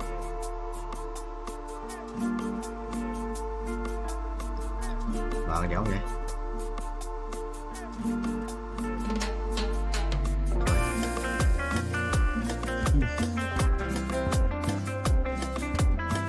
Sao đến to nhỉ?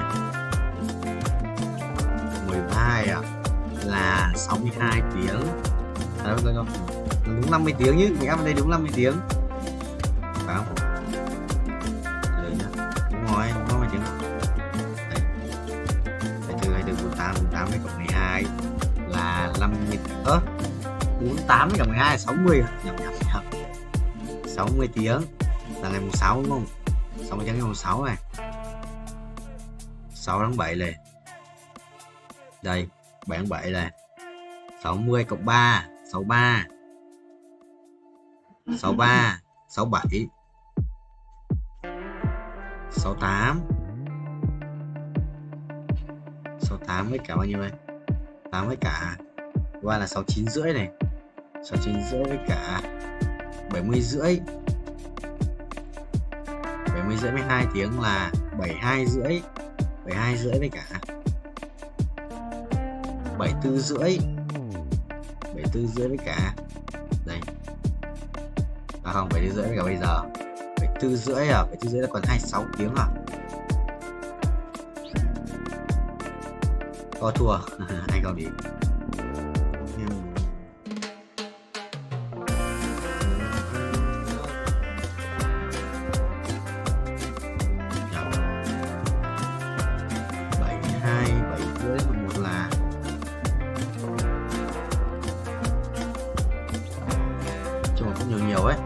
Quay xuống cho đầu một.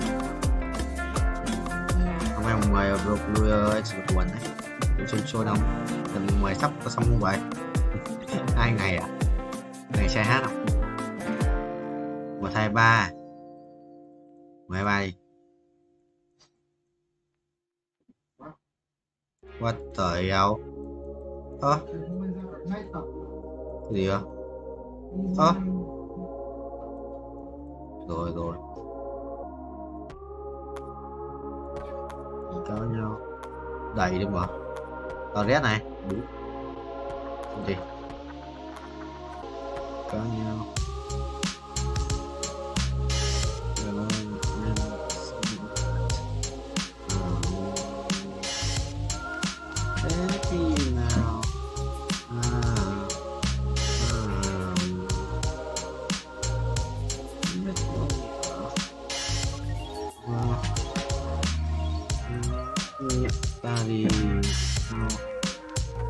Làm đâu quá broccoli 900k. I'm sorry. Mở mới làm lâu thực sự em farm không kiếm gỗ.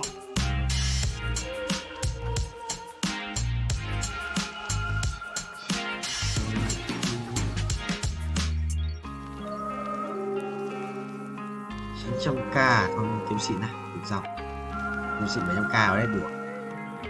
Ok sự anh đi bớt liên tục ấy. Hết tiền vô rồi kìa. Mày thích đi bớt lên tụi bóng.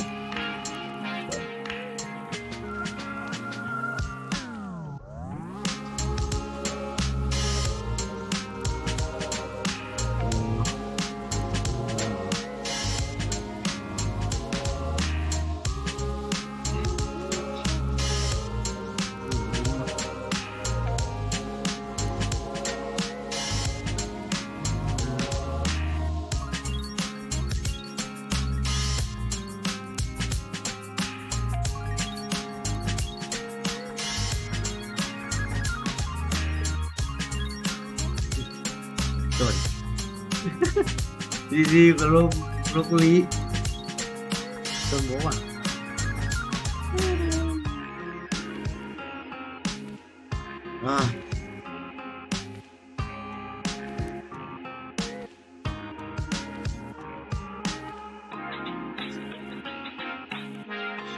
Pha sự kinh khủng ấy. Phải cần. Yes.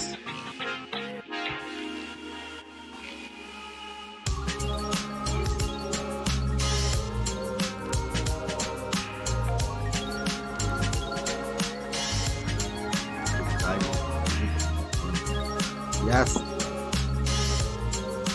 Chèo thương mại.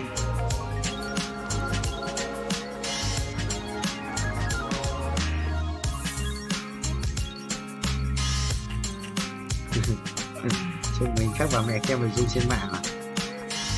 What the hell? Cho tao viết thế này.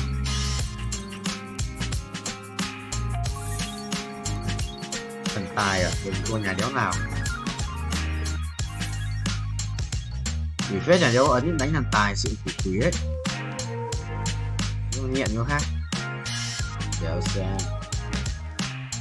Bắt phải thì mình trong túi.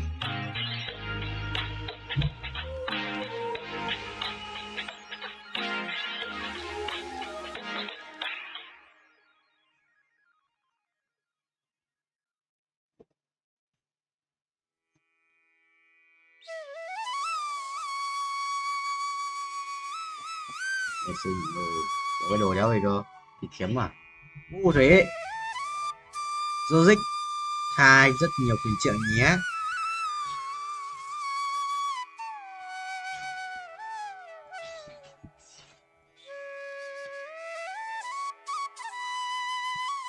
Cút ngay lập tức. Vậy đâu chuẩn không?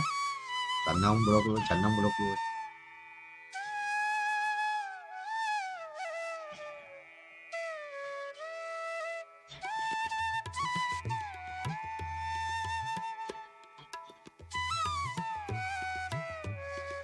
Là úp Annie này.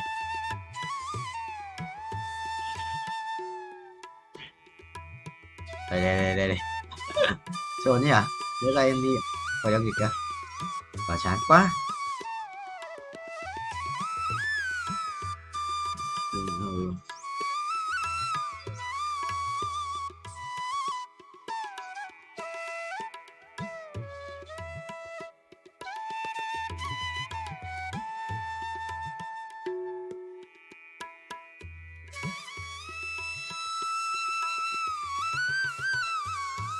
Đều đó cô nuôi.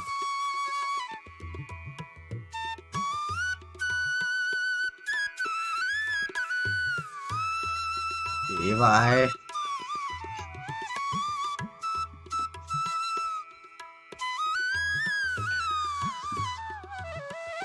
Dòng tiền bảo tàng, bảo quản.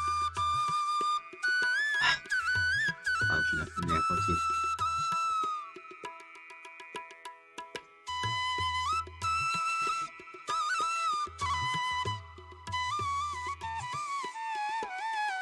Yeah.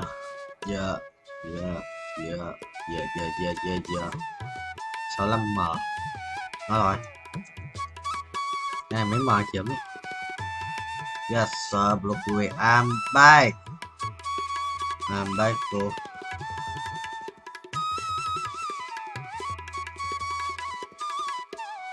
Lâm bánh. Rồi được cái lâm bánh. Rồi nhiều xu ấy. Farm rồi đất của sự nhiều xu ấy. Binh.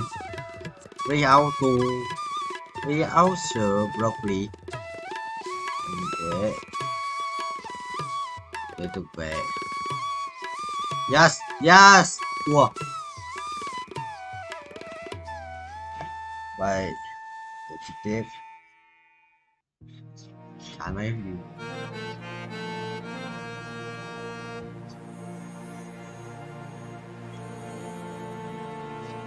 Yes. Kiếm sĩ nhất chị phải không? À không, kiếm nhất khác. Cái cũng cầm 100 củ ấy. Nhớ là 100 củ rồi bạn.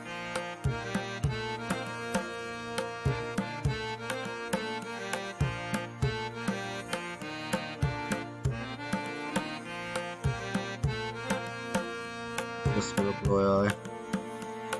Ta thread đấy mà. Thread 3 không gọi. Cái gói trang bị ạ, cho gì? Được em.